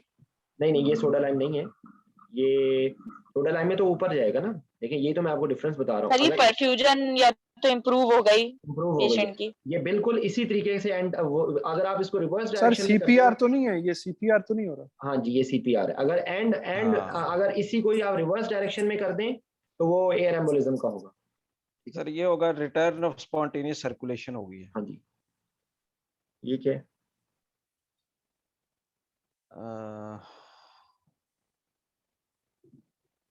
यार ये ना मुझे खुद ही देखें, क्योंकि तो मैं इसमें कम नहीं हूँ, इसलिए मैं इस पे कमेंट नहीं कर रहा। आप लोगों को जो ये इंस्पिरेटरी एक्सपिरेटरी की ना देख लीजिएगा आप, क्योंकि जितना मुझे आता है वो मैं इतना बता रहा हूँ। ये जो आपने भी सवाल पूछा है ना कि ये प्रोलॉन्ग्ड हो जाती है, इसका कोई ना कोई आंसर होगा, आप इसको चेक कर लें, ठीक है। क्योंकि ये एन टाइडल CO2 में कोई कंफ्यूजन नहीं होनी चाहिए। सर COPD में होता है ऐसे? नहीं यार, COPD में ऐसे नहीं होता। COPD में तो ये COPD का, ये COPD है, ऑब्स्ट्रक्टिव पैटर्न है, या इंक्रीज डेड स्पेस आप कह सकते हैं सर। देखिए COPD में ऑब्स्ट्रक्शन की प्रॉब्लम होती है आपको असल में बेसिकली वो कि वो देर से अचीव होता है, ठीक है। लेकिन जब इंस्पिरेटरी फेज शुरू हो जाएगी तब तो मैकेनिकल वेंटिलेशन है ना। सर इंक्रीज डेड स्पेस हो सकता है? इंक्रीज डेड स्पेस में CO2 बढ़ती है या कम होती है? बढ़ती है सर। COD बेसिकली अल्वियोलर होती है ना, तो COD उसका प्रोलॉन्ग था जो आपने दिखाया है। कौन सा वाला, ऊपर वाला? नहीं, वो जो जिसमें मैडम कह रही थी कि नहीं पीछे सर, ये और पीछे नहीं ये है ये वाला ये। हुज़ैफा जाओ बेटा, नीचे चले जाओ। इसमें COD सर लंबा हुआ है ना, तो वो यार कौन सी कंडीशन है जिसमें? देखें मेरी बात सुने, मेरा ख्याल है कि मैं, क्योंकि मुझे नहीं पता, आप टाइम ना जाया करें, या आप जिस चीज को कंफर्म कर लीजिएगा, ठीक है? मैं क्योंकि मुझे नहीं आता सही तरह, तो मैं आपको ऐसे गलत बता दूं, उससे बेहतर है यू कंफर्म दिस, ठीक है? ये सारा आपने कंफर्म करके बताना है बल्कि, ठीक है? क्योंकि मेरे हिसाब से ये इन्होंने एक्सपिरेटरी लिखा हुआ है, इंस्पिरेटरी लिखा हुआ है, एक्सपिरेटरी है। ये देख रहे हैं बेस लाइन को टच नहीं कर जी रहा, सर, जी सर, तो ये नहीं एक्सपिरेटरी होना चाहिए, ये एक्सपिरेटरी होना चाहिए, ये इन्होंने इंस्पिरेटरी लिखा हुआ है। ये मुझे खुद भी कंफ्यूजन हो गई है, ठीक है ना? ये आप देख लीजिएगा। ये सर इंस्पिरेटरी है, वो वाला जो लेफ्ट साइड पर इंस्पिरेटरी होगा, जब राइट साइड पे जब इंस्पिरेशन होती है वहां पे अगर वो आ रही रीब्रीदिंग हो रही है, इसका मतलब है कि एक्सपिरेटरी वेल्व इनकम्पिटेंट है और वो बैक फ्लो आ रहा है, रीब्रीथ कर रहा है, ठीक है? जब भी राइट साइड की वो ऊपर होगा वो एक्सपिरेटरी वेल्व इनकम्पिटेंट होगा। ये क्या है सर? ये कफ कर रहा है पेशेंट। इन्होंने कुछ और ही लिखा हुआ है इसमें। लीक इन sampling line during positive pressure ventilation.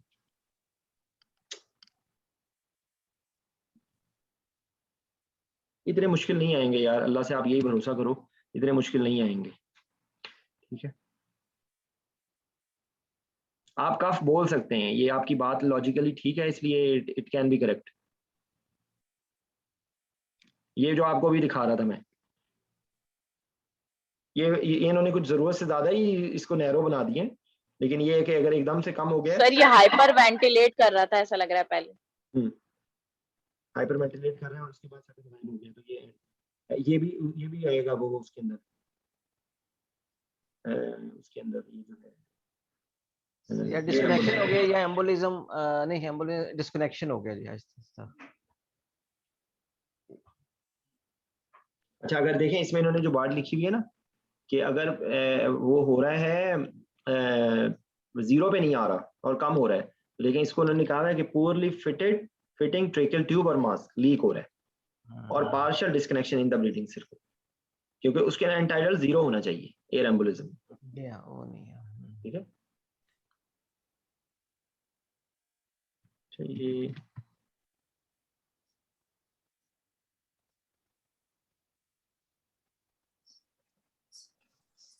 ये आप लोगों को आ सकता है, ये ग्राफ ये आता है, ये ए किससे होता है?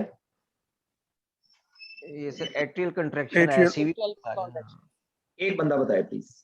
जी हसन भाई, एक्स से क्या होता है? X descent sir, x descent होगा एट्रियल रिलैक्सेशन होता है। ये एट्रियल रिलैक्सेशन, एट्रियल रिलैक्सेशन होगा। अच्छा, सी वेव किससे होता है? सर ये आ गया वेंट्रिकुलर कंट्रैक्शन। सर ये ट्राइकुस्पिड वॉल बल्ज होता है जो एट्रियम में। अच्छा, उसके बाद v wave. Venous pooling of right atrium against a closed tricuspid valve just before the opening of the tricuspid valve, जो ट्राइकुस्पिड वॉल venous blood pool कर जाता है right atrium में, उसकी वजह से।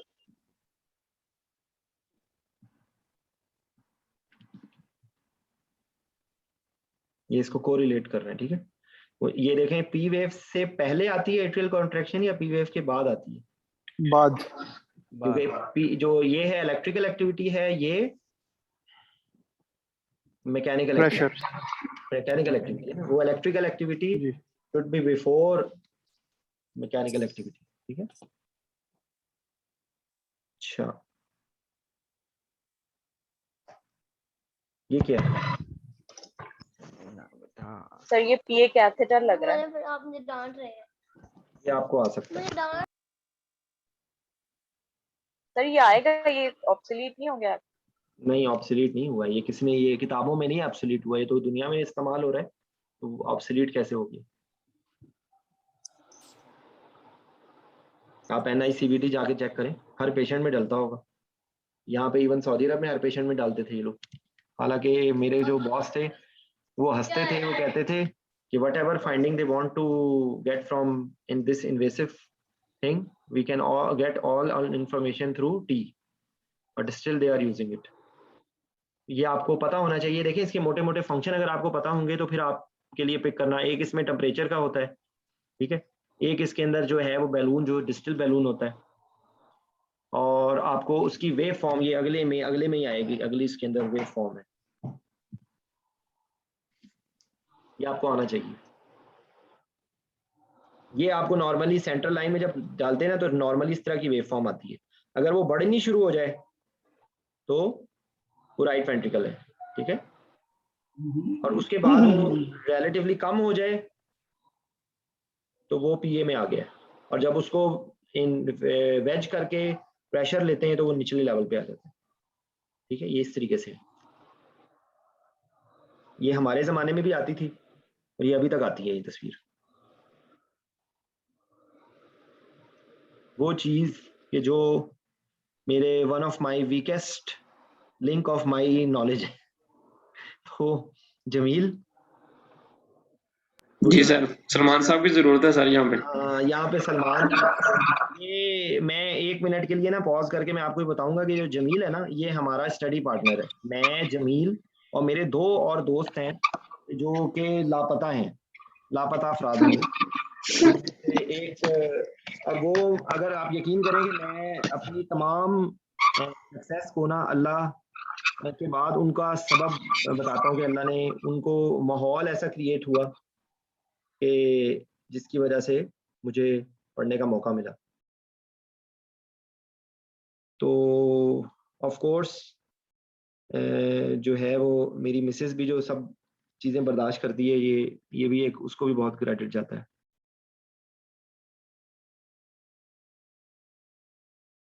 जी, तो अच्छा देखिए, मैं आपको जो बेसिक कॉन्सेप्ट है वो मैं आपको समझाने की कोशिश करता हूँ कि एक तो ये कि इसके अंदर 3 से 4 किस्म होती हैं जो यूज़ की जाती हैं। एक सिंगल ट्विच होती है, ट्रेन ऑफ 4 होती है, टेक्निक होती है, डबल बर्स्ट सप्रेशन होती है, ठीक है।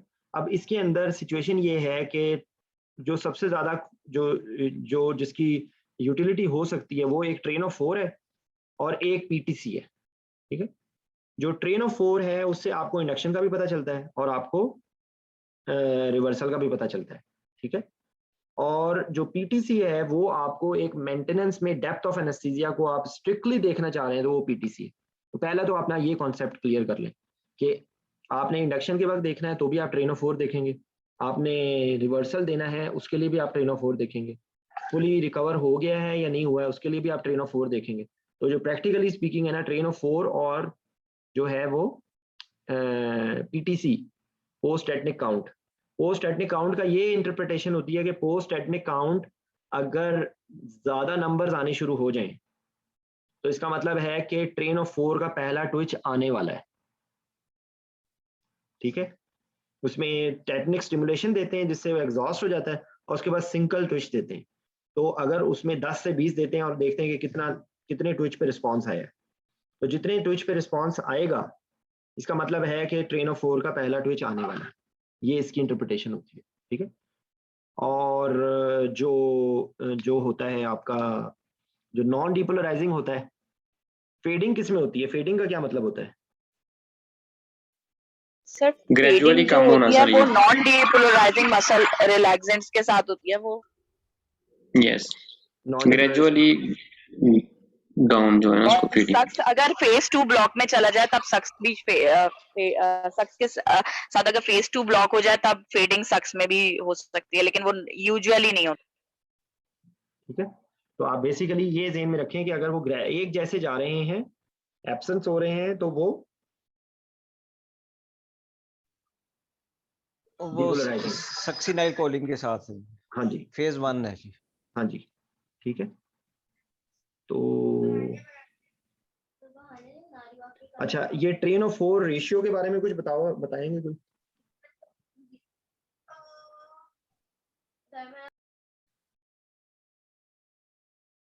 ट्रेन ऑफ 4 रेशियो का क्या मतलब होता है?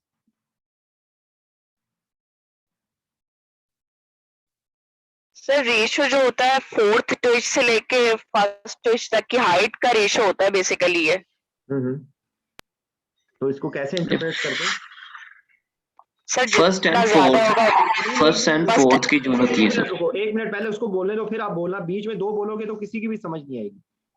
सर मेरे ख्याल से तो 4th और 1st T4:T1 होता है ratio of the Twitch height. अगर तो ये 10:4 रेशियो अगर 50% आ रही है या एक 10:4 रेशियो 90% आ रही है, इसका क्या मतलब है? 90% का मतलब है इंटेंस ब्लॉकेज है और 50% का मतलब है कि it's near to the sir 50 actually 50% जितना कम होता जाएगा ना उतना ज्यादा रिवर्सल को वो शो करेगा। एक मिनट जी जमीला। नहीं डॉक्टर सारा सॉरी आप कह रहे हैं ये देखिए जितनी रेशेस ज्यादा होगी ना उतना रिवर्स होने के वो करीब होगा। ये फर्स्ट की हाइट और फोर्थ की जो ना उसकी रेशो होती है। जितना फोर्थ की हाइट बढ़ती जाएगी उतनी उस लिहाज से जो ना जो डिवीजन की जब दोनों को करते हैं ना उसकी हाइट के साथ तो उतनी फिर रेशो ज्यादा आती है। ठीक है, अगर फोर्थ और 1th दोनों इक्वल आ जाएंगे हाई फुल हाइट में तो ये 100% आ जाती है राउंड अबाउट। ठीक है, तो उसमें ये होता है कि पेशेंट जो है ना पेशेंट वापस आ गया। ठीक है बिल्कुल सही। ठीक है, अच्छा ये भी आपसे पूछ सकते हैं कि कितने % ब्लॉकेड होगा, अगर कितने %। जो सबसे जो रिलायबल साइन होता है वो क्या होता है कि पेशेंट वापस आ गया?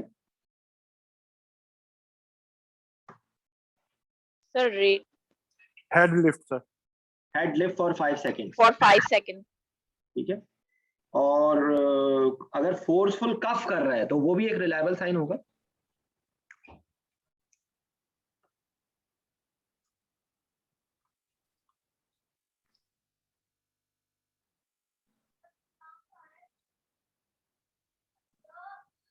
ये फेस जो आपके पेन असेसमेंट है, ये कौन सा है? Wong baker.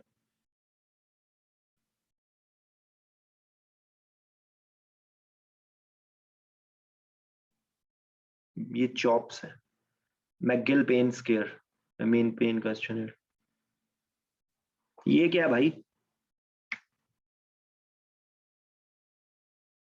Anbu sir, Ambu bag. Ambu bag sir, ये विद रेजुलर बैग है। एक तो वेंटिलेटिंग बैग आगे जिसको कहते हैं, पीछे एक प्लास्टिक का बैग लगा होता है साथ। ठीक है, जिसके साथ हाई फ्लो आ रही थी ऑक्सीजन, तो ये वो शो कर रहे हैं एम्बू बैग।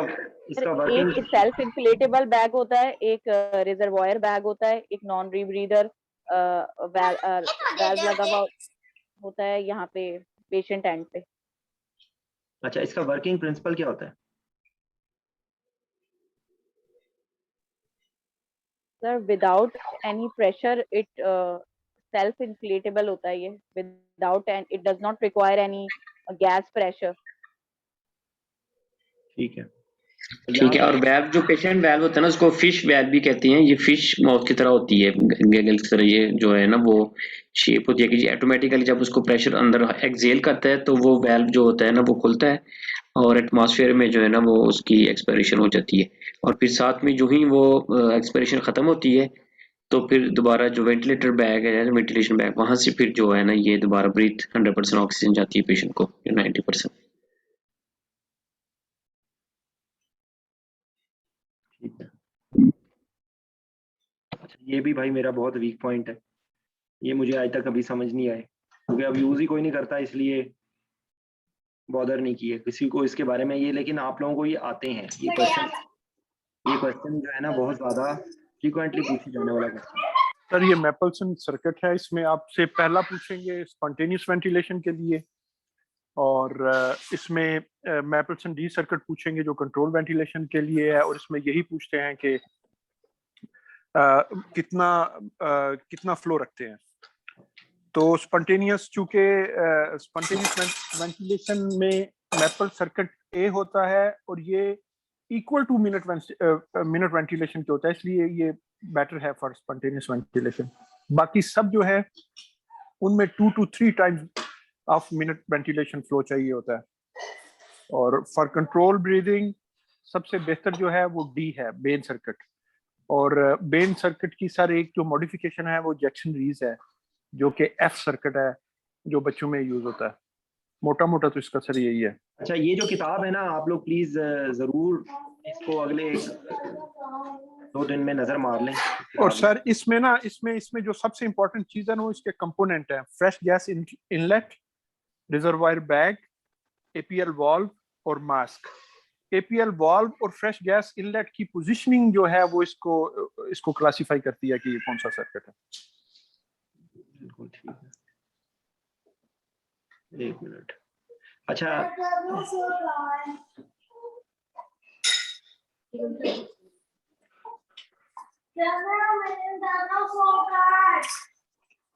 सर इसमें टाइप ऑफ ब्रीदिंग सर्किट भी पूछ सकते हैं जी, जो कि इंसफ्लेशन है, ड्रॉप ओवर और ड्रा ओवर 2 हैं, फिर ये मैपलसन आता है, फिर इसके बाद सर्कल सर्किट आता है।